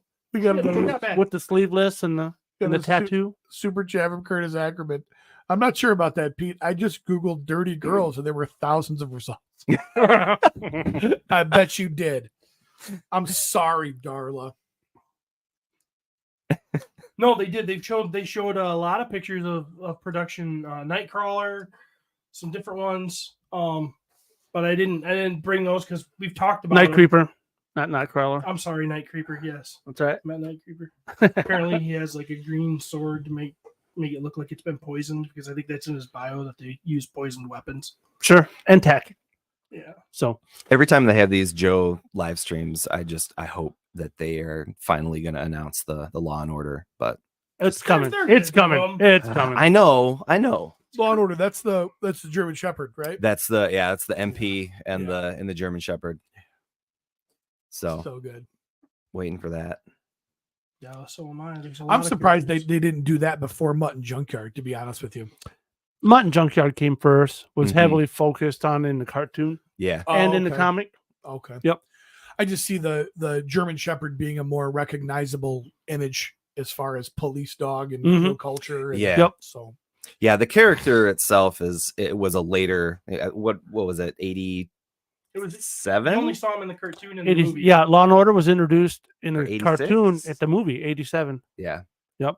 Yeah, he drives it. He sniffs the bombs, and I drive the truck. We tried it the other way; it didn't work. Or dinner. that's funny. Yeah. That's funny. He had his voice, his accent. I don't think matched his bio in the cartoon. No, it didn't. because he's based on Kirk Blazugin he's based on a person from Hasbro. A big, I don't recall. definitely. There's a lot, but yeah, a lot of them were at that time. Torch. I don't know if most people know, Cody actually lives with a police dog. Oh no. His dad is the canine retired officer one, for a though, county. right?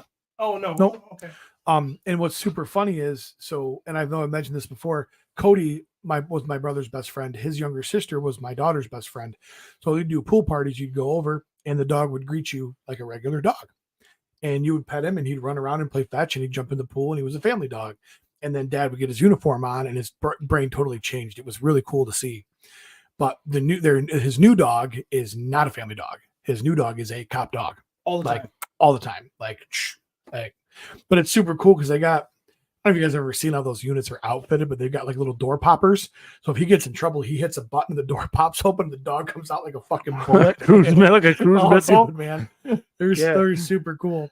So, but we'll have to get that figure. We'll have to buy that for him. I mean, out of his pay, of course. We're not going to do it just out of the kindness of our heart. Mm-mm. So, Yeah. So- Curtis must have wanted me to show this. He just sent me a picture. Doc coming out, man.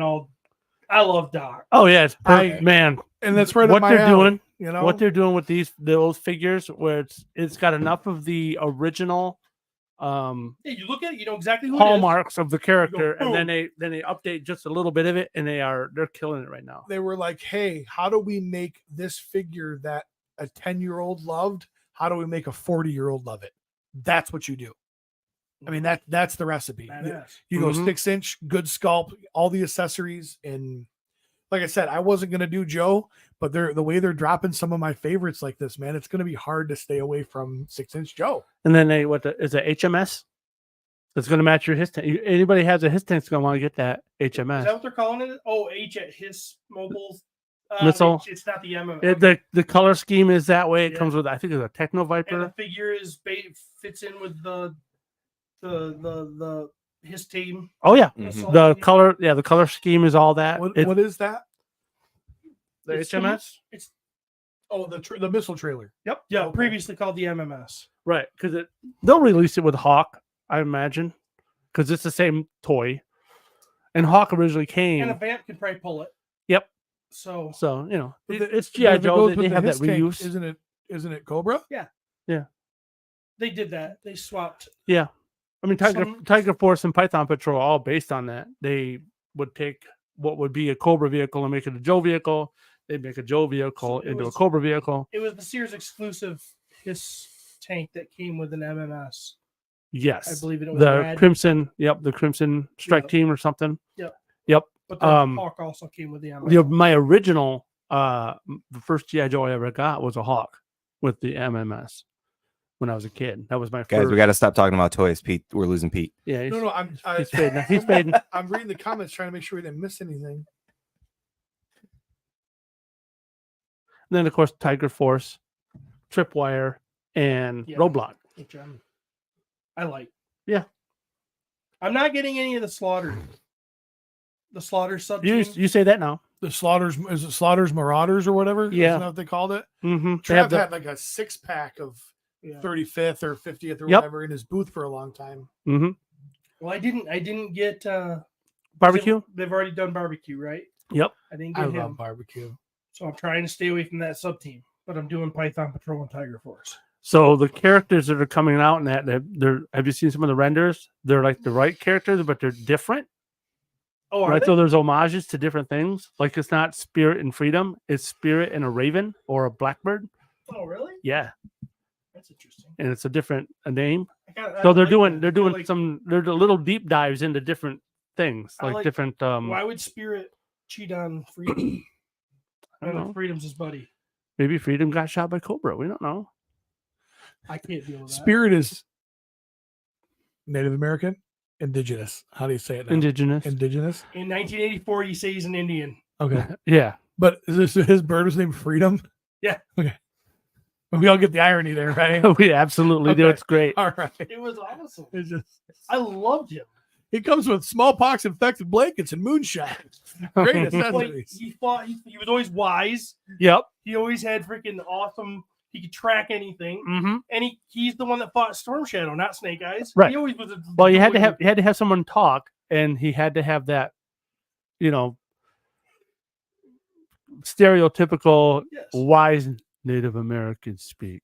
Most people don't know that Freedom's original name was Manifest Destiny, but that didn't work didn't work in the focus groups, so they had to change it. Meet as enemies. Yep. Yep. Awesome. A coyote named Peyote. Yes. That'd be the best. Spirit was one of my favorite toys as a kid. I loved Spirit. I didn't have Spirit. My kids loved Spirit, but that was an animated movie about a horse. Sad part was my brother had him. It was my brother's figure, and I couldn't play with it a lot unless my brother was gone. Also, Native American, he could not have bullets in his gun. He had to have short little arrows called darts. Right? Yeah. Yeah. A whole, so many stereotypes. It was great. It was awesome. I loved it, but yeah. It wasn't that he couldn't. I assume he preferred it. He chose it. That was He was like, I need arrows. It's not that he couldn't shoot somebody with a gun. He'd just rather, put an arrow through him. No, you can put bullets in your gun. How? Exactly. Slide him in. He was always wise. I love the liberties they took into the G.I. Joe cartoon. Doc wasn't just a medic. Doc was like a scientist. And a pacifist.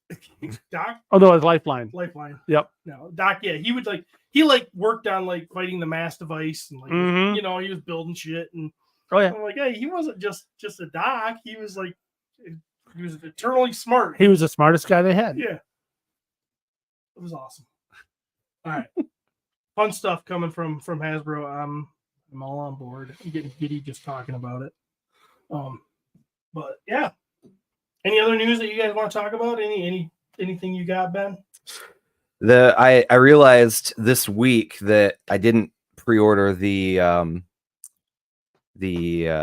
new Optimus Prime shit. Missing Link. That's what it was. It's where they took the G1 Optimus Prime and they gave it articulation. Oh, I didn't know those were out. And Boonstra sends me a text message. He's like, "Hey, did you guys?" It's in our group chat for TFCon, and he's like, "Oh, did you guys get the Missing Link convoy?" And I was like, "Oh, crap!" Like I went back and looked, and sure enough, no, I didn't pre-order one. So I got to try to track one of those sold down. out. And now it's It's sold out. sold out. Yeah. Is it just Optimus they're offering at this I point? think right now that was the first, like that's the first one, but I think they're going to do some others from what I understand. But yeah, I'll have to track that one down, and next time Did showed it off. It not looks have articulation before? I mean, Very it had the 80s articulation, Right. Arms. and you know He could turn his head. the arms, and no, he couldn't even turn his head. He couldn't turn his head. No, and he didn't have knees. It just, but so he's now has, you know, hips, and you can do some dynamic poses and stuff with Does it. he and still transform into a it's still, truck? yeah, it's, Yeah. I mean, it's the G1 toy, and they just added some Oh. articulation to it. And Looks like the same thing we had in the 80s, yeah. but you can actually do stuff with it. Come with a trailer? mhm. Is that So an official release? Third Yep. party? Yep, it is. Yep, it's Takara, Hasbro. Yeah, it's called Missing Link. Okay. Direct to consumer? Yeah, For the most part, you're not gonna go You're to not gonna find Walmart it. or No, Meijer or no, 'cause Target. because here it's part of the import line, so Okay. it's a Japanese market product. But it was available through Pulse. Nice. How many Gundams have you built since last you've been here? None. I have a whole bunch How of many boxes. more have you bought? None. Oh, okay. So, no, they're in every time I go and look at them in the basement, I'm like, those are really cool. Someday I'll have time to do something with them because they can be involved. I bet. You took the lid off the one of them, and I was like, Jesus. Yeah. Hey, look There at there's was, like 1,200 parts in there. Yeah, it was Have fun all putting like it on together. old school Turtles weapon racks. Holy shit. Uh huh. Yeah, I have. No, you know what? I had put two together, but they were smaller ones. It took me about 2 or 3 hours a piece to put together. Damn. So the big ones, I'm like, New. nah, no, Save that for retirement. or something. I'm probably my grandkids will sell it when I'm dead. That's probably going to happen. Or if I can figure out someone who wants to buy them before that, right? Well, that's cool. Travis has got a warrior beast sitting here. I think it's, I'm assuming it's Jeremy's. It might be for Jeremy. Or, there's two here. Well, I'm assuming that's So this Travis's was- up on the shelf, and Yep. then that's Jeremy's. All important information. Okay. No, we got to do this. So, I went to Five Below for Jeremy because I was at Ollie's, and I said, "Hey, do you guys need this?" It was Battle Cat or something. They said no. So he said, "What I need you to do is go to Five Below." Okay. Well, I had nothing going on. I had the kids with me, so we ran it to Five Below and found a sorceress for him. And he said, "Yeah, I'll take that for $5 or whatever." And I found a couple other ones, and so there was posters that my kids wanted, and standard flip style rack with the tubes underneath in the box. Mm-hmm. Well, the ones that they wanted, there was none underneath, so I just pulled it out of the sleeve and I rolled it up and handed it to Piper Sue, and I'm going to buy it. There was a bunch of other empty ones. I figured, why not? So my son Pearson's like, "Hey, I want this one, Dad." I said, "Okay, pull it out of there. I don't want to get in trouble." and get in trouble. So we're not stealing them. So we're just taking the poster we want. They've got barcodes on them. They'll just scan it like you do any other one. And he hemmed and he hawed and he hemmed. So finally, I'm like, okay, we're leaving. So he finally starts to pull it out of there. And this woman comes out of nowhere. And she had to have been early 20s probably. And she like puts her hand up to stop us. And I instantly see armpit hair. I was like, yeah. So, so she's like, sir, you can't do that. And I said, okay. So we can't, customers can't take the. I said, okay. All right. I said, I pulled one out for my daughter. I said, well, we've got to do that. I said, okay. And she's like super intense, right? And I'm in work clothes, like, you know, so I look like I would say a decent human being, right? I don't look like a scumbag. And she goes, we can't have customers. I said, yeah, I heard you. I said, and she's like loud, like people are looking. And she's like, oh, we can't just have people taking things. And I said, okay. So she's starting to pull it out. She rips the poster, right? She's pulling it out. And I'm like, I got it out without I didn't say nothing, you know. These things are really expensive. We can't just have customers, just doing whatever they want because we can't get parts for them if they break. And I said, I heard you. I understand that you don't want customers to do this. We're there. We're good. And she keeps fucking squawking at me. And her voice is getting louder. She's like, you can't, no other stores allow you to just walk in and take apart their displays. And I went, I heard you. Like, you don't need to continue to berate me over this goddamn poster. So get the poster, and she's still fucking squawking as I'm walking away. So I rolled up the poster. We checked out and scanned the stuff. And I was like, wow, manager's a little bit intense. And the girl just kind of kept scanning my stuff. And so walked out, and I said, and Pearson, of course, I said, dude, I said, and I told him, I told him to do it. Right. I said, this was I'm the adult. I made the decision. I said, Pearson, don't worry about that. I said, she overreacted. I said, there was no reason for her to act that way. I said, yes. Did we break a rule? I didn't know it was a rule, but it is what it is. So I did the only thing that I could think of, the only mature thing to do. Right. I just walked out, got in my truck and left, and then called the fire marshal of Norton Shores and said, hey, by the way, 5 Below needs a drop-in inspection because they have multiple aisles that do not meet fire code. And he said, you got it, Chief. I'm on my way. And I said, I appreciate you. I'm kidding. I didn't actually do that. But it was awesome if you did. Who the fuck is? And I'm like, she just kept repeating herself, like as if, like, do you think I'm not comprehending the words that are coming? Like, I understand what you're saying. Hey, you're being a CNX Tuesday, and you need to knock it the fuck off. Was it Katie? Katie who? Bashadi. Oh, was she used to, a man not listening to her? Oh. No, Katie is doing fantastic. I'm sure. What is she going to school for? Nursing? No, radiology. No, she's just getting her associates from MCC. I thought you told me she had a plan. Well, at one time she wanted to do veterinarian stuff. She found out that it was more than just putting down dogs. I stole that from Anthony Jessen. I'm sorry, but so when you say putting down dogs, are you like, you're a really naughty dog? No one likes you. He tells it. I love that. He tells it. He's like, I want to be a vegetarian. Yeah. Joe Vassapolo says, I was late. Do we have any Valaverse news, Steve? I feel like he's preempting something. Not yet. Yeah, there's something that could be very cool, but I'm not going to talk about it until I know it's really going to happen. How do you have insider knowledge? You painting for him now, or what? He reached out to me for something. Oh. Did he need you to do 10% of some input? No. I'll tell you guys about it later. I don't want to say it and then not happen and then it's dumb. All right. So okay. It's not. I think it might. It probably will, but it's pretty cool. Okay. But I'll tell you guys when it happens. Fair enough. So no, Joe, he's not going to talk about it apparently. So, any other toy news? Any other toy news? Right. No, I was going to talk about the skull band that Travis got. Somebody, I can't remember exactly who got them for him. I think it's Jeff Granels. Granels, yes. Yes, I believe. And what an awesome drawing that he sent really, with the figure. Really cool.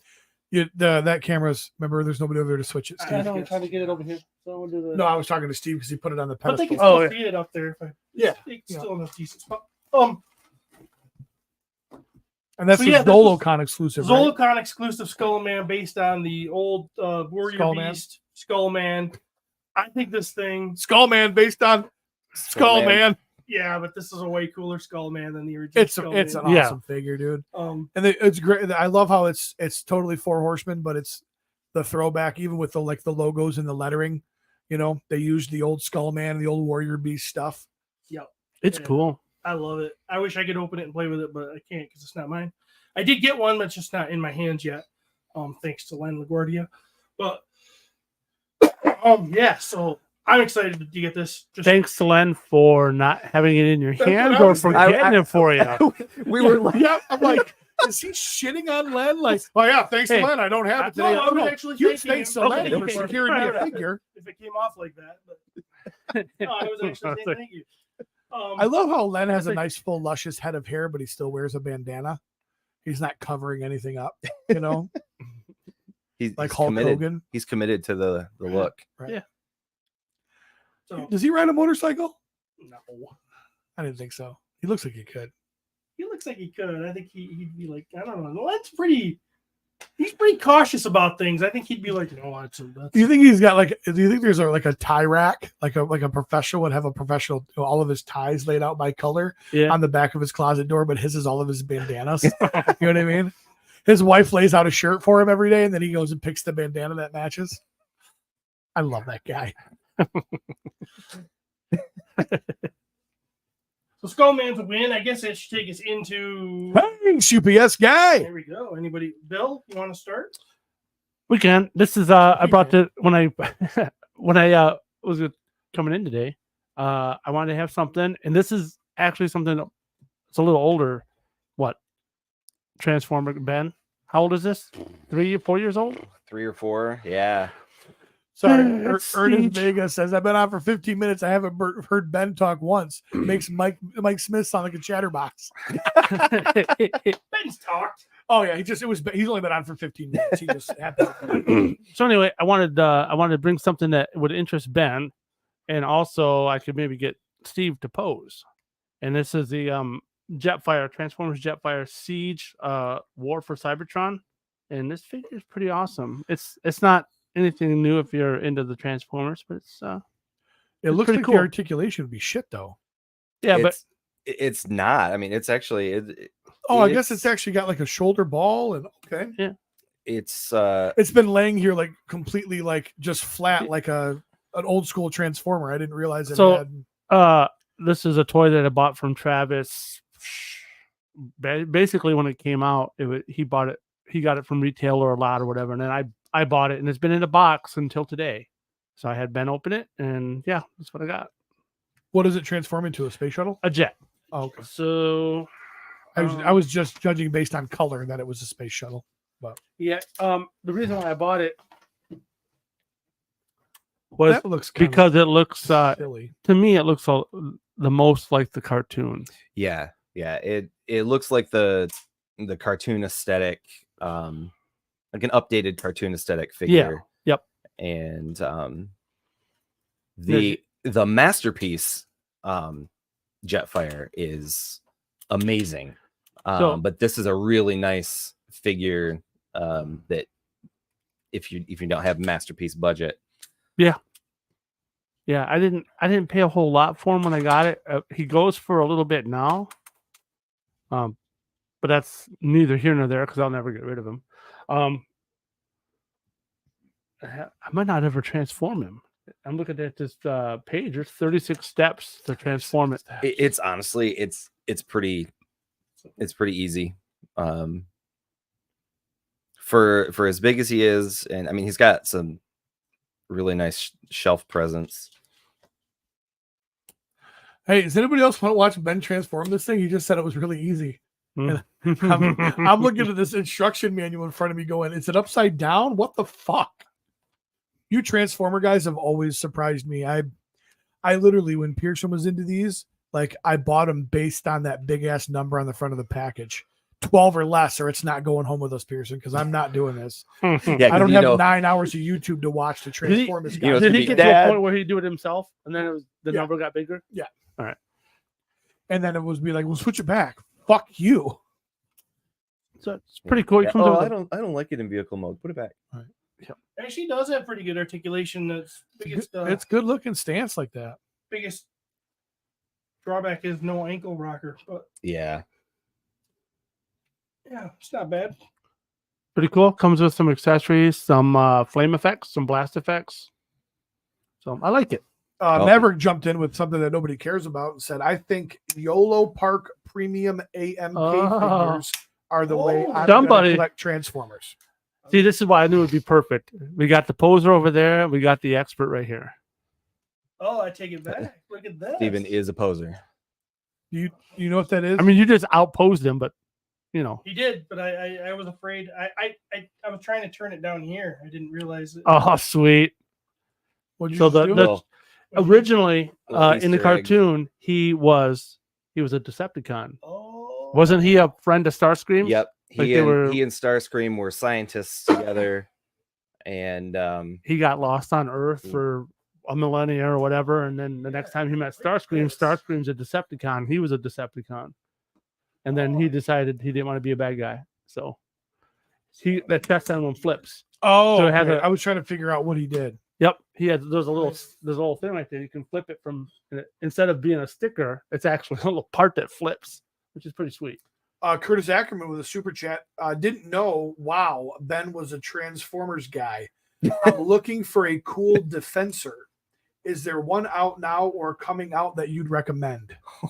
funny you should ask that. Funny you should ask, Alan. Pour me something. Defensor is my favorite, absolute favorite. And there's 2 third-party companies that are releasing their Defensor figs. And unfortunately, what happens in the third-party market is you get a figure and you wait a year, you get another figure and you wait maybe a year, maybe 2 years, and so it can take a minute to get your combiner teams. Is Defensor one that goes together? So like that's Devastator. Yeah, so he's a Okay. combiner team, and it's the rescue vehicles. So the blue fire truck and I have that. the Coast Guard, helicopter, ambulance, Police motorcycle. and then a police cruiser. Didn't they But do one in this line? they did one in the Combiner Wars line, Okay, which was right And- before this, right? which was before this, and it was good for an official Hasbro like toy product. But, I mean, it was a toy. It was aimed at kids. It had the Combiner Wars gimmick and all that.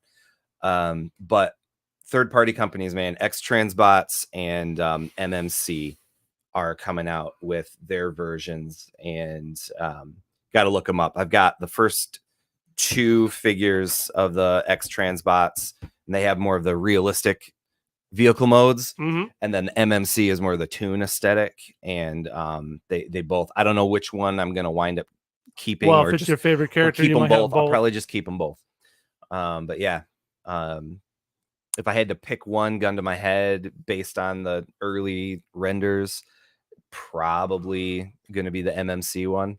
Okay. The combined mode Yeah. looks really great, but damn, the vehicle modes for the X-Transbots look amazing. Oh wow!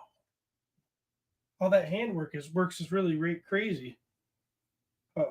Pulls that little hole out. Yeah, isn't that cool? As you close it, it gives you a hole to put the gun handle in, or put the That's what she said. yeah. That's genius. God damn it! I might need that too. This. No, not that. The Oh, Defensor. The Defensor? Defensor. Yeah. Which one are That's you looking at? X-Transbots. Yeah, and that's the one with the more realistic modes. Yeah. Yeah. So I'm a little bit upset though because the ladder on that truck wouldn't require a dual rear axle, but what are you gonna do? how did I open that before? There we go. What is that? Some sort of mask. Oh, what is this? A chest plate. So You put that on? X-Transbot or That gives them- MMK? That gives them MMC. more of the MMC. aesthetic of the what is this? The Siege for Cybertron Oh, okay. aesthetic. So you can do both. You can do more of that classic cartoon aesthetic, or you can do what this toy line is showing you, which is a little more updated, a little more weapons. July 9 says X-Transbots. I've accidentally clicked on that site. Well, really cool. Yeah, it's cool. For a non-masterpiece. It's a hell of a lot different from laying straight and flat to getting up and working. Yeah. Now, the other thing I have is huge. The MNC. Oh, okay. Okay. So we need to clear the table? Yeah. Yes, we will need to Extra clear this box. table. Excuse me.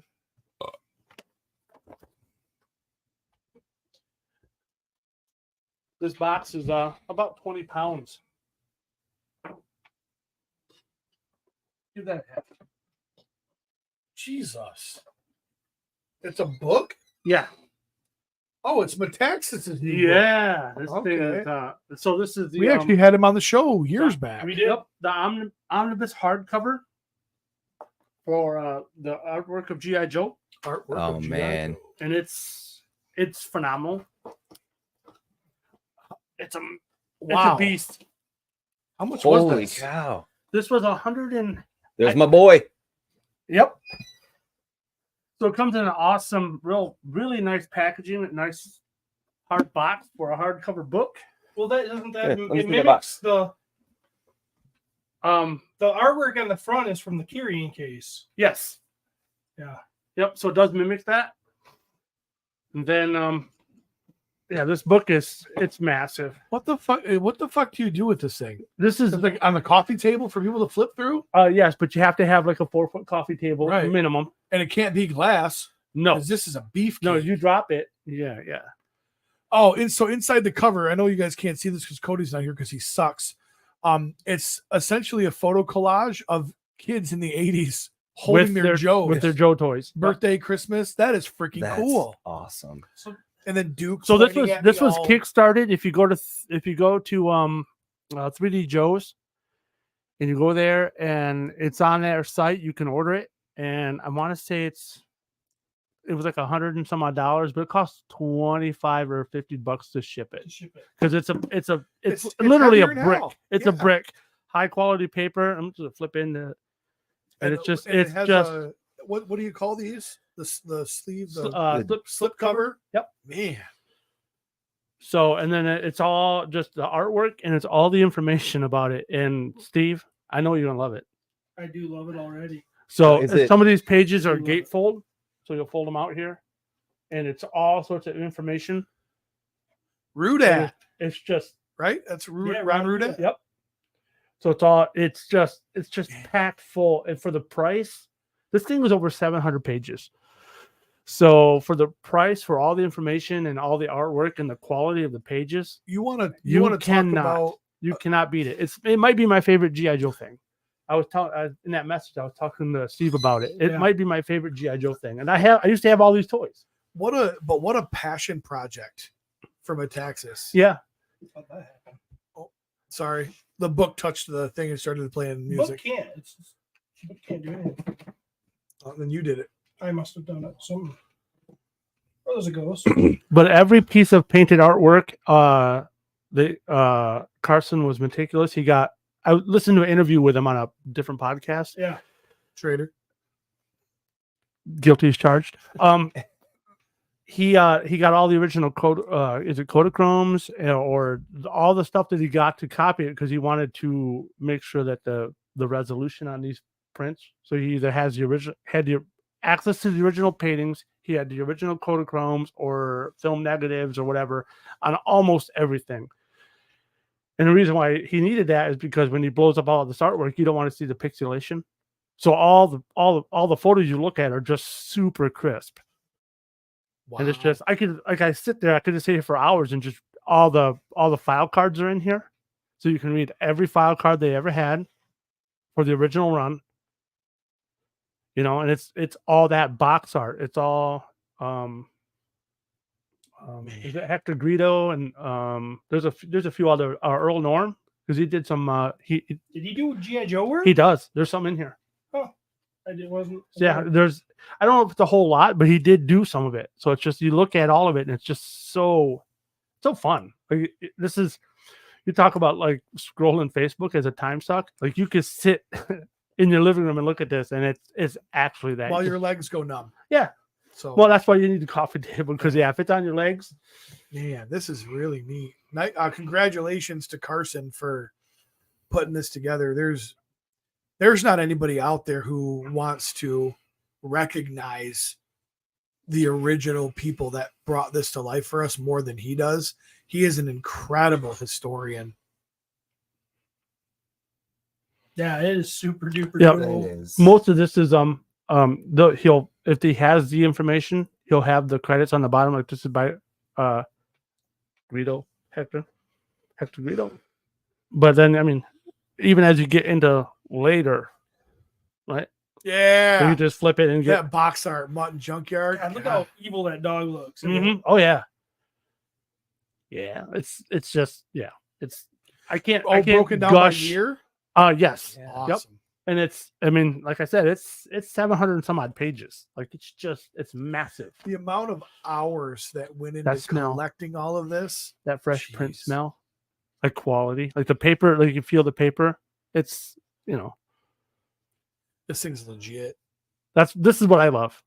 Like super high quality images of the packaged toys with the artwork, and then it doesn't need the cross sell information on it, but it has all the corresponding file cards, which Larry Hama wrote almost all of these. Right. Oh, this is beautiful. So awesome. Yeah, it makes me want one really bad. Get on it. I can't believe you don't have one. Oh, it was Kickstarted, and our very own Jason Boonstra is listed as credits for all the Kickstarter supporters. Oh, wow. Which I don't remember him saying anything about it in any kind of our groups or anything, but our group chats or even at shows. And he probably did. But that guy, he's Boonstra gets around in toy circles. Yeah. What? Micronauts? This is crazy. That's It's just beautiful. the art is so beautiful. It's Hand painted. right. We're looking at And it's the copy, right? right. So the quality of this, like if you're gonna take that original, this is what he was explaining in the other podcast. It was a Joe on Joe podcast. So if you go back and you go to that feed on Joe and Joe, he has a pretty good, it's I don't know, less than an hour. Mhm. Anyway, the quality of what he got access to make the print copy, that's where all the magic is because if you could just I could take my phone and take a picture of the original card out, Sure. but as you blow it up, it does that pixelation, smart. you lose all that detail. So Great hand drawn art, probably by is that George Woodbridge, yeah. that's a Polar Assault presentation art. So it's just chock full of, as much as there is beautiful artwork in it, there's a lot of information about product information and prototype stuff and how it came about, which that's what I love, right? All the information on the file cards, like I love that just as much as the art. According to Mini Pete, there's like a 3-disc Blu-ray coming out with like 40 hours of Interviews or and something coming out. That's pretty awesome. there's this actually that's what we were talking about earlier. Yeah, there it is. That was the Sears exclusive, I think. Was it Sears? Yep. They're right Yep. there in the corner. Right. I have it. With they called it SMS at that time, but and there's a write-up all about it. It's funny, I can't even really tip this up to show the camera because it's a 20-pound book. Well, we can be really careful with this. Maybe we can show it. I don't know if they can kind of see. Yeah. Thanks again, Cody. Yeah, thanks, Cody. It's just like all of the stuff. So that's what I got. I'm sold. Damn. What's the availability going to be like post Kickstarter?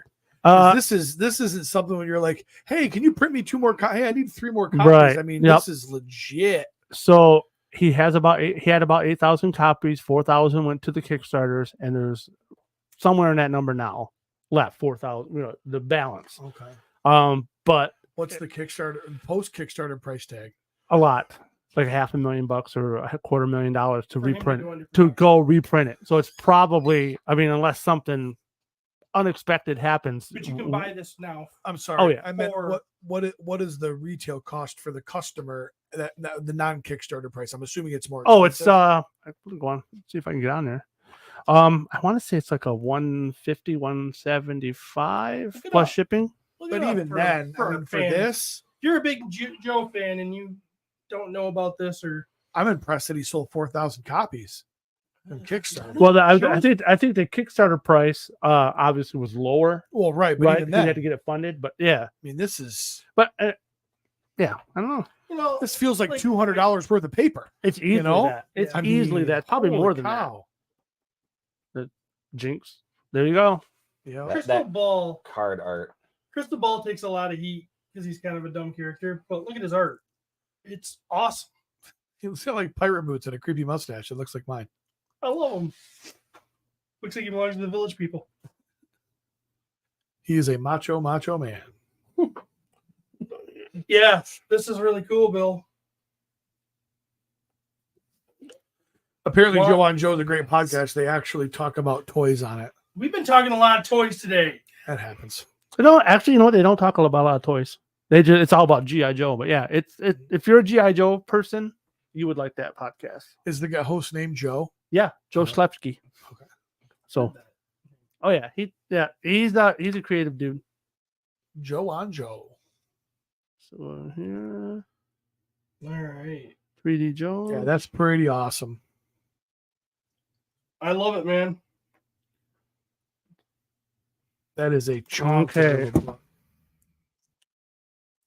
What do we got here? It's 150. 150 with 150. free shipping.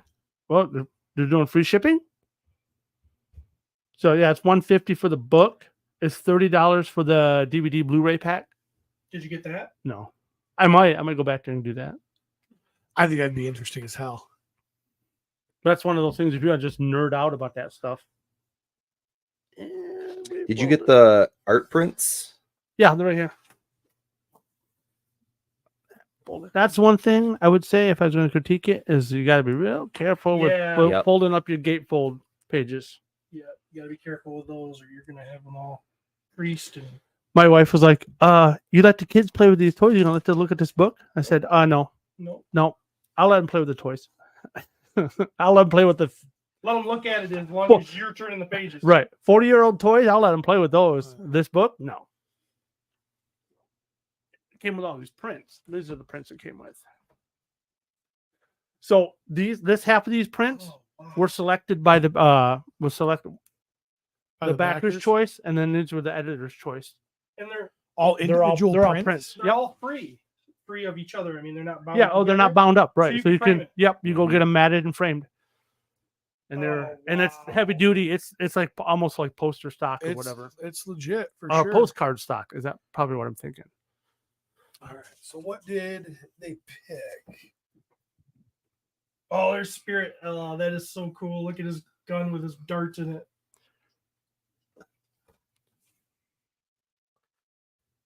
Sidetrack. Somebody posted that That's meme cool. where the guy's thinking he's sitting with his wife, Mm-hmm. and it says, "What's wrong?" And he's like, "A fire truck's really a water truck." That made me laugh today. I sent That that, was to, to you. I sent that to Brian McKelly. Did you? Yeah. Fire truck is really a water You know what he truck. said to me? You can buy our next fire truck out of your water fund then. Sure. The one he just got was what, $650? I know. So yeah, And I'm pretty sure that was a demo. Beautiful.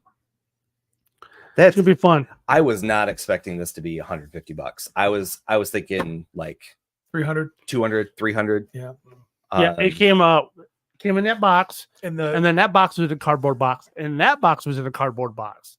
So they ship So it they're to you shipping real. it, Oh yeah. making sure that it the So arrives. that price you pay for shipping it's worth it because it $300 came. now, you said. yeah, it says free shipping. these posters, were they that was just Kickstarter bonus, or are these still available too? Do you know? No, so they all came together. So when Oh, you so get this when you is- buy this the is on the part of box, the This book? comes? yep, this is it. It was all together. Wow.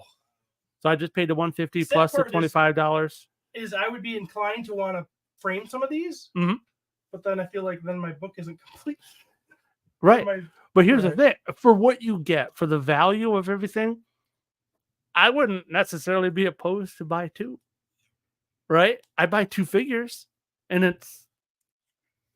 I'm just like, Yeah. in my head, it's still back there. Like maybe I buy another one and just. But that's me. I'm Joe Crazy Bill. Like I'm just like, Yeah, that is awesome. All right, let's move on. Hold on, I have one quick thing I want to look at. 3, 6, 1, 2, 3, 4, 6. 24. Oh yeah. prints. Yep. So 24 prints. If you were to make sure I don't fold those over incorrectly.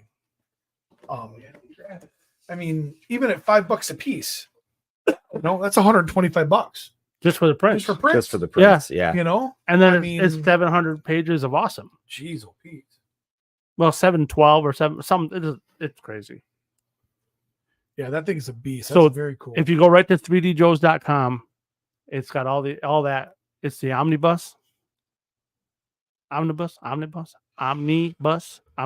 whatever. And Maverick is even saying here now the Star Wars collection of Ralph McQuarrie is $300. Yeah. If his information And that's just is correct. that's just Carson. When you guys know, I've heard the interview when you guys had it. That guy just likes Joe. Oh, he's great. He's Right, crazy. right. But he Absolute wants passion everybody to know project. about it, right? It's Yeah. like he comes. He's like, come to your door like a what is that? I'm thinking of they come in a suit. They come to your door. Vacuum Is salesman. that traveling salesman? Not a tribal salesman per se, but when he want Jehovah's to, Witness? yes, he's a Joe. That's what Joe Joe Witness. Joe. Right, he wants people to know about this stuff. He wants to spread the word. He wants to spread the word of He's an GI Joe. evangelist. Yep. This is the book. This is the Bible from the Church of the Latter-day Paints. So, Awesome. Well, I got a big honking Michaela I'm going to put up here. Michaela. All right. Manga Hala. Yeah. So I don't want to put it on your book. Man, I that don't thing's think it cool. would hurt it, but No.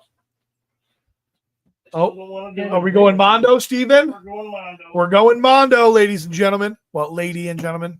Maverick and Oh, gentlemen. there he is. Let me get them in order here. Beast Man.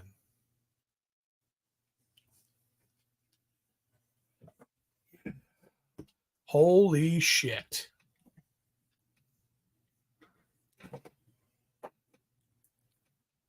Strange to me that the cape is fur, but the body is not. We'll talk about that. Does he smell? Yeah. It wasn't. No, Beastman didn't have a smell, did he? No, I thought you meant does he smell like Smells like vinyl. vinyl? Oh no, I was thinking of. I couldn't remember if he was going. Is it? It was Moss Stinkor? Man and Stinkor that had smells, right? Yep. Yes. So this is the Mondo Beast Man. Is this Mythic adjacent? And that is a beast, man. I was on the fence about this guy. Why? I wasn't sure I liked the fact that his armor's got fur on it and the rest of them doesn't. I almost wanted them to have sculpted fur. His proportions in pictures, because he was always standing straight up. I didn't know if I was a fan. But Beastman is pretty much my favorite Motu villain, so I'm like, if he comes out great and I didn't get him, I'm going to be pissed, so I'm just going to get him. And I'm glad I did, because I think I love this thing. Price tag? $260 maybe? That's not bad for what it is, man. You say 216 or 260, Oh, okay. I think. Comes with Is that the House of a Thousand Corpses face? House of a Thousand. This guy? Does that look like that clown from? a little bit like A little is it Sid? Yeah, Sid. Well, fuck you very much. We got some heads here. Like, this is like more based on the actual original toy. Oh yeah. It looks pretty good. Not the one I'm going to use. Multiple hands. Those hands are huge. Those hands are huge. The scabbards for the scabbard gauntlets for the arms, they're almost the size of a vintage G.I. Joe. These are for his shins. Oh, those are shins. Okay. I could wear these. You can wear Um, in case you fall off another scooter. they look okay. I don't like them. Why? I like, Why not? I don't. They make his legs look clunky, and the original Beastman didn't have them. I think it's just too much for me. But you have those options, right? Yeah, exactly. I like how they make him. He's like crazy, and his one eye is snarly, and his other eye is a little wild. Yeah, his yeah. That expression is pretty cool. Yeah, Maverick, that's exactly what it is. Maverick just pointed out that it's Pokester because I like him. Well, yeah, that's what we do. When I quit making fun of you, Maverick, you know I hate you. Legends Collector 1321 says, Beast Man is my only Mondo so far. He shot straight to potential figure of the year. They're going to have to do something crazy with Moss Man to beat it for me. So I'm assuming that's the next release is Moss Man. They haven't renounced Moss Man at all. There's a bunch of them in front of them. There's Tila coming. There's you think they'll make him smell like patchouli? Is that a turkey leg? Yeah. Or what? It's a gooble. It might be an It's a actual plastic chicken leg. Gooble is always a Gooble. certain meat that they use. Roast Google Dinner was a they called podcast, right? Yeah. Who was on that? That we know? Staples, Pixel Dan. Was it Nate March? March? Okay. Heavy hitters. Glarter, Eamon O'Donoghue at one point. It looks like a Liliano fucking brain. Santalucia. It does. So Yeah, it's it looks cool, like though. he Took a chunk out of it. This guy is awesome. One of his coolest features is whip. that whip, This is whips and chains, completely- handcuffs. is Second of the it booty, wired? My It's belt. completely Green wired. Hill. So Awesome. you can play with it. I like from here. Oh, looks like there's some metallic to it. The whip. Yeah. Oh, Like actually sheen. does. There's sheen in it. Bit of a sheen to it, yeah. Charlie. I bet in real life it would feel real good whipping across your skin. Because I'm assuming the sheen is to make you think it's a little bit like braided cable, right? Or leather, like Yeah. to get that like shiny. Yeah. That's I just cool. love how thick Just- it is. just tanned rip your- leather. This rip is your not skin. plasticky feeling. This feels like it's actually some sort of thread. Yeah. Oh, okay, yeah, It you know. definitely is. I mean, you get it in here. It's got a little bit of a fuzz to it. It's definitely. nice. So it's realistic looking. It poses great. It's a heavy wire. Is this the first action figure you had that actually came with its own food? I'm not sure. That alone should make it like It's tops. just Goblin is cool. I don't know. It's cool. It's just cool. For sipping the blood of your enemies. Mm-hmm. Is that a goblet or a chalice? I think that's more of a chalice. Could be. I have no idea. He also comes with a couple things I didn't bring. He comes with a gun. Maybe that's the only thing I didn't bring. I can't remember, but I left that right in the packaging. So, but now I will say, when this guy comes, this takes some serious heat. He is stiff as heck. When I got done breaking him loose, So listen up, people from the Cabal. Yes. If you believe this is Mythic adjacent, you will need to do some heat. and I've already seen some people post. They're like, do his hips not move? Yes, they move. You have to take that first. Here's what you do. I'm going to give you a quick rundown.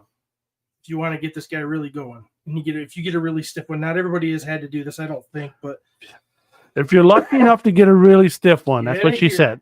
get a hair dryer and get that head off. You're probably going to need a hair dryer to get it off. I did. And then remove that armor, that fur, so you can get to his torso and then heat the bejesus out of him. I can either confirm or deny. Just throw them in the microwave. Make sure the chain is not in there. Just put them in the microwave, like 30 seconds on medium, like you're thawing fish or something. No, Like you're thawing Google. Google. Or is it Google or Gobble? Like Google. Like the Is it old like a lady just bird? forgot to get something it out of the Google a freezer, bird? and you're like, you just get home, you got to get it out quick, thaw it out. It's one of those things in the cartoon. You see him with a plate of meat, and they're like, "This is good Google." Mhm. You don't really know what it is. So, yeah, he's super cool. Mondo is killing it. I don't know if I think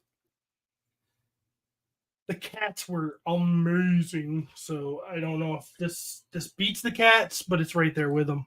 Well, were the cats last year? Yeah, Okay, so you could still go figure of the year on this. good.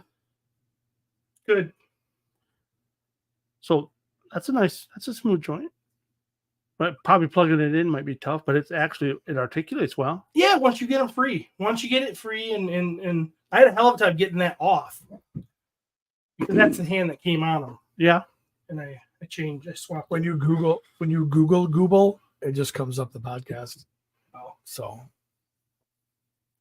Yeah. So a win for me. Love it. You have anything? I don't have anything. No. couple of not very many things, but a couple pretty serious heavy hitters. High price, high quality, both the book and this figure. That's did not know he was coming. Did not get a little bit of pleather. Yeah. Yeah, that's Velcro. Is it? Or You not? think- Or is you the think- glue coming loose? it looks like the glue came loose. Looks like his skirt's gonna fall off. Oh. Do you have somebody at home that can sew? You put a little Velcro on there? Oh yeah, I do. My mom. It's him. Yeah, it's him. Oh shit! Is that a show I then? think that's a show. We're at 2 hours and 14 minutes. Nice. I think we did it.